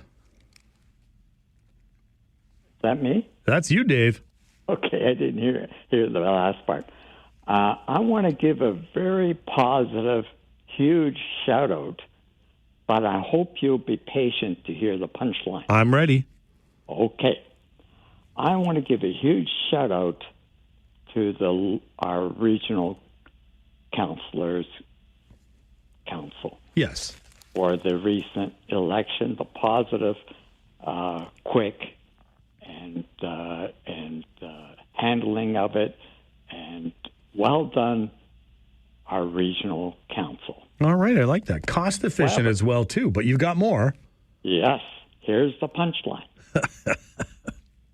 This is in spite of a very huge, popular radio host on our local station who, on an almost daily basis, ranted about it against the whole process and was screaming at the top of his soapbox almost every day against it. I say, way to go, Regional Council. Have a great day. Thanks, Dave. Appreciate it. Where are we at on my list of... Oh, here we go. Ron, number 32. What's on your mind today, Ron?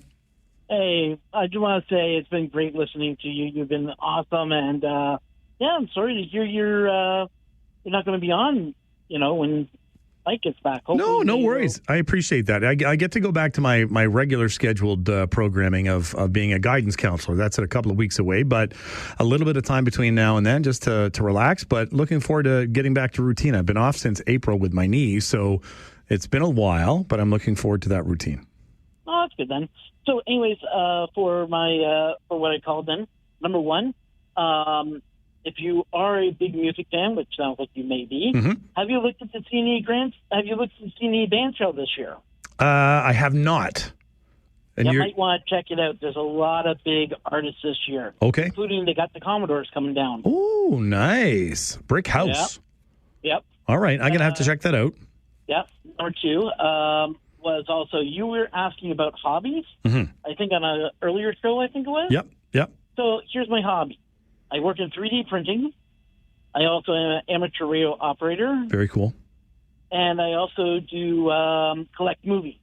Oh, all right. So I go after new 4Ks and movie collections, stuff that's you don't see usually. And I go after these things like hardcore. Like recently, I just went and dropped about $300 on some movies right now. So, oh gosh. Yeah. Let's see. Teenage Mutant Ninja Turtles just got released, a new 4K with all brand new interviews with all the guys that worked on it.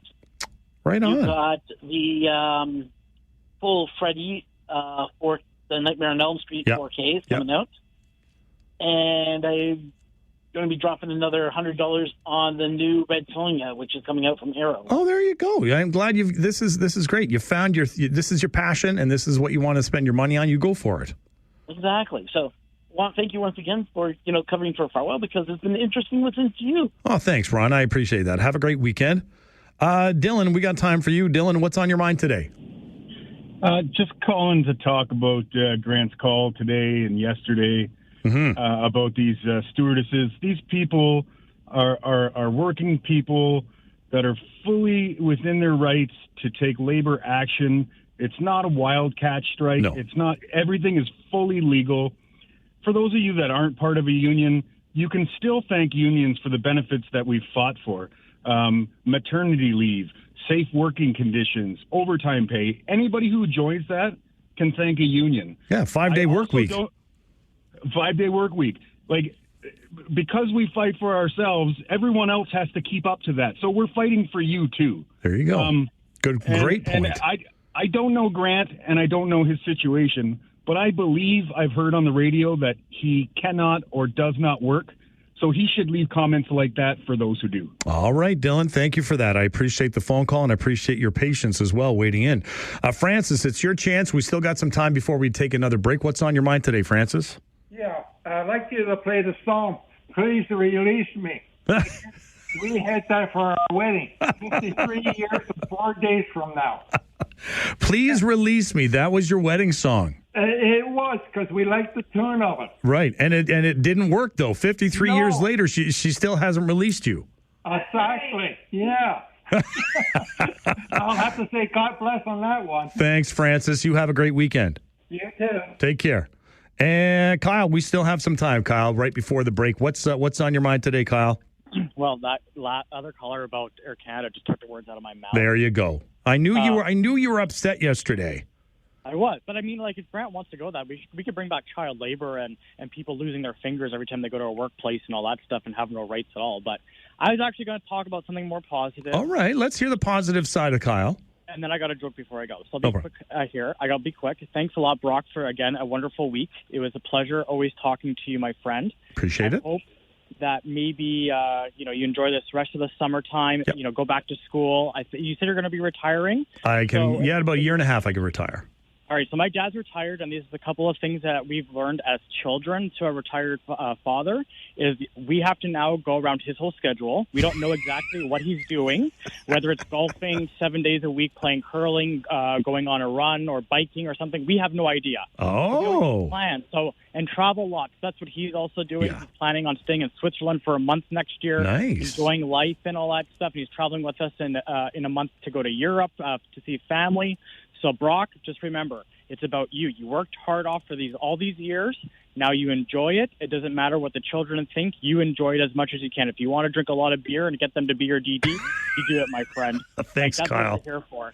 And the last joke I have, before I let you go, it's a dad joke, and I know it's terrible, but what relative is quite old, whose face cannot look, and whose hands cannot hold?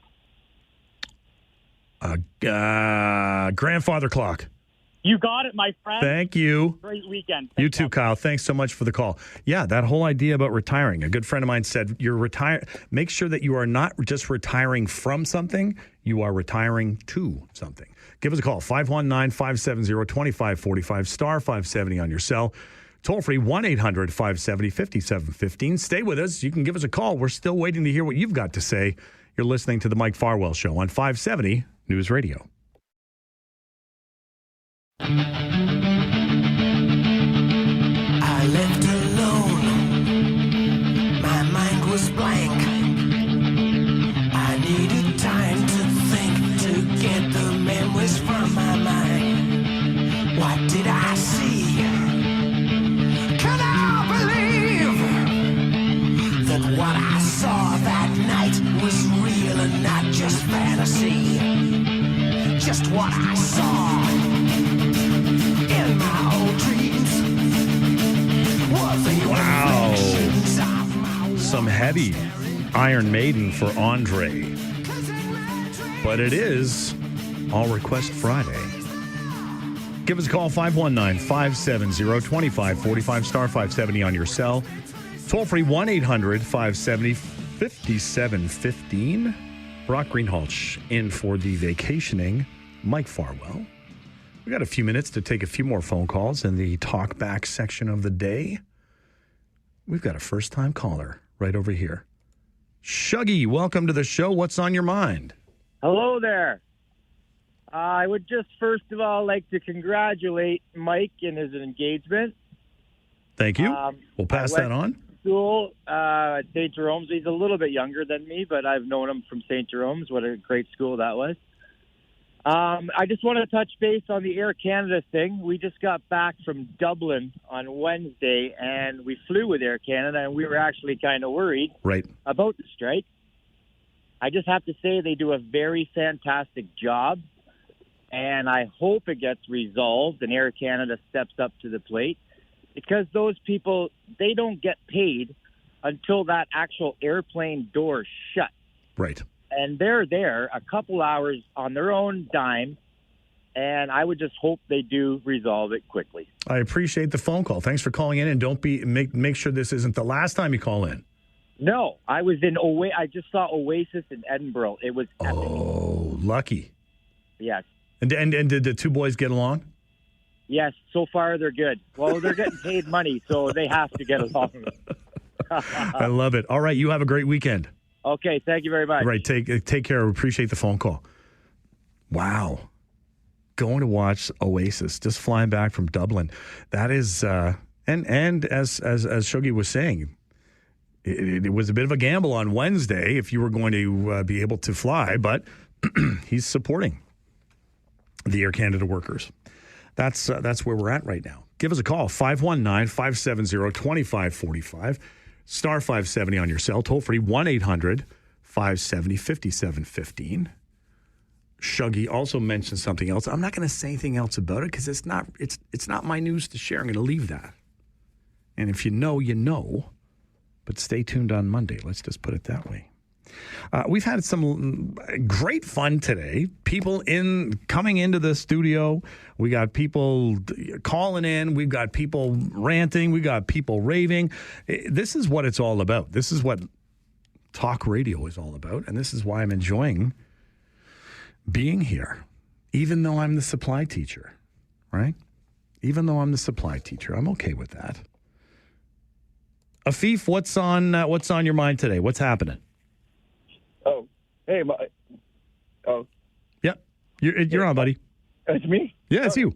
Hey, so yesterday you were talking about gloating. Yeah, we want to hear about you boasting. Yeah, that. Okay.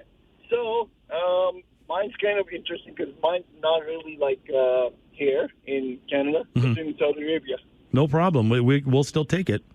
So in Saudi Arabia, they used to have basically competitions for whoever won first, second, and third, and they would give you what's that called? A little small trophies and like a ribbon or a medal or something like that. Yeah, they give you trophies. They give you a trophy, and it's like a podium, and also they give you a certificate on top. Right. So it was me. It was me and this other guy. We would all have the competition, and we us two would either come first or second, or second and first. It's like that all the time, and it happened for 5 years in a row. It was only us two. The other third part was anybody. It didn't didn't matter. Always a different person there, but us two we were just fighting each other, and yeah. What sport was it? Was it running? Was it what sport was it? It wasn't sport. It was for whoever got the highest in the class. Oh, right. Okay, I got you. So your academics. Exactly. Very cool. Do you know what the other guy's up to these days? Did you keep in contact with him? I don't know. Last time I contacted him was 2 years ago. So I'll try contacting him again just to see what's going on. But last time he said he was still in Saudi Arabia, just working. Okay. All right. Well, there you go. This is awesome. Thanks for the phone call. And we're going to have to we'll contact each other as we go through the application process with FIFA. Absolutely, man. All right. Have a great weekend. You too. Right. Bye-bye. Afif and I have both put in our applications. Other people that I know have also put in their applications for FIFA. There's some blowback, right? People are like, FIFA's going to make billions of dollars over this, the World Cup. They should be paying people. I get that. I really do. But if you have the time to volunteer, it's worth a shot. 519-570-2545, star 570 on your cell. Toll free 1-800-570-5715. We do need to take a quick break. If you're on hold, don't go anywhere. Stay with us. You're listening to the Mike Farwell Show on 570 News Radio.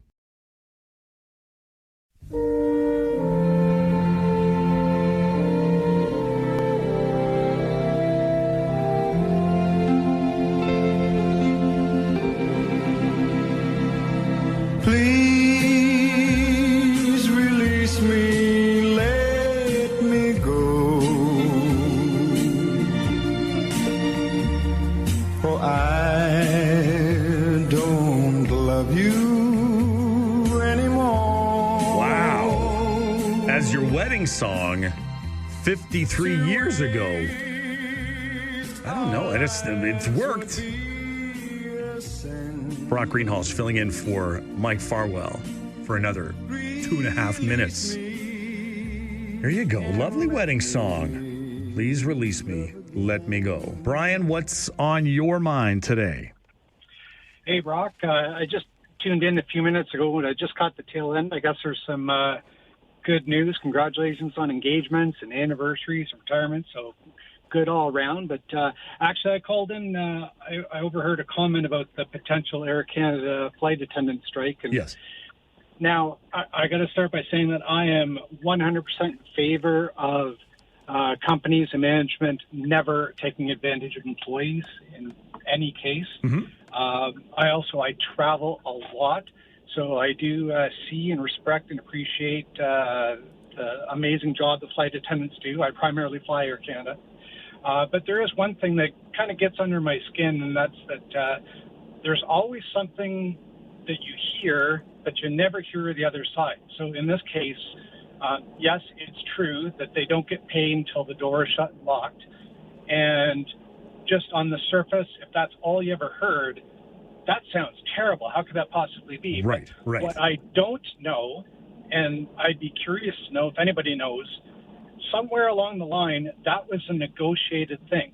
So they accepted that, but what did they get in exchange for that? And that's the side that nobody ever talks about. Right, and that that's a huge point, and that you're signing up to that, and a great point to make though, Brian. Right, if you knew that going in, how does that all sort of unravel? Right, and that's where a lot of the conversation has been.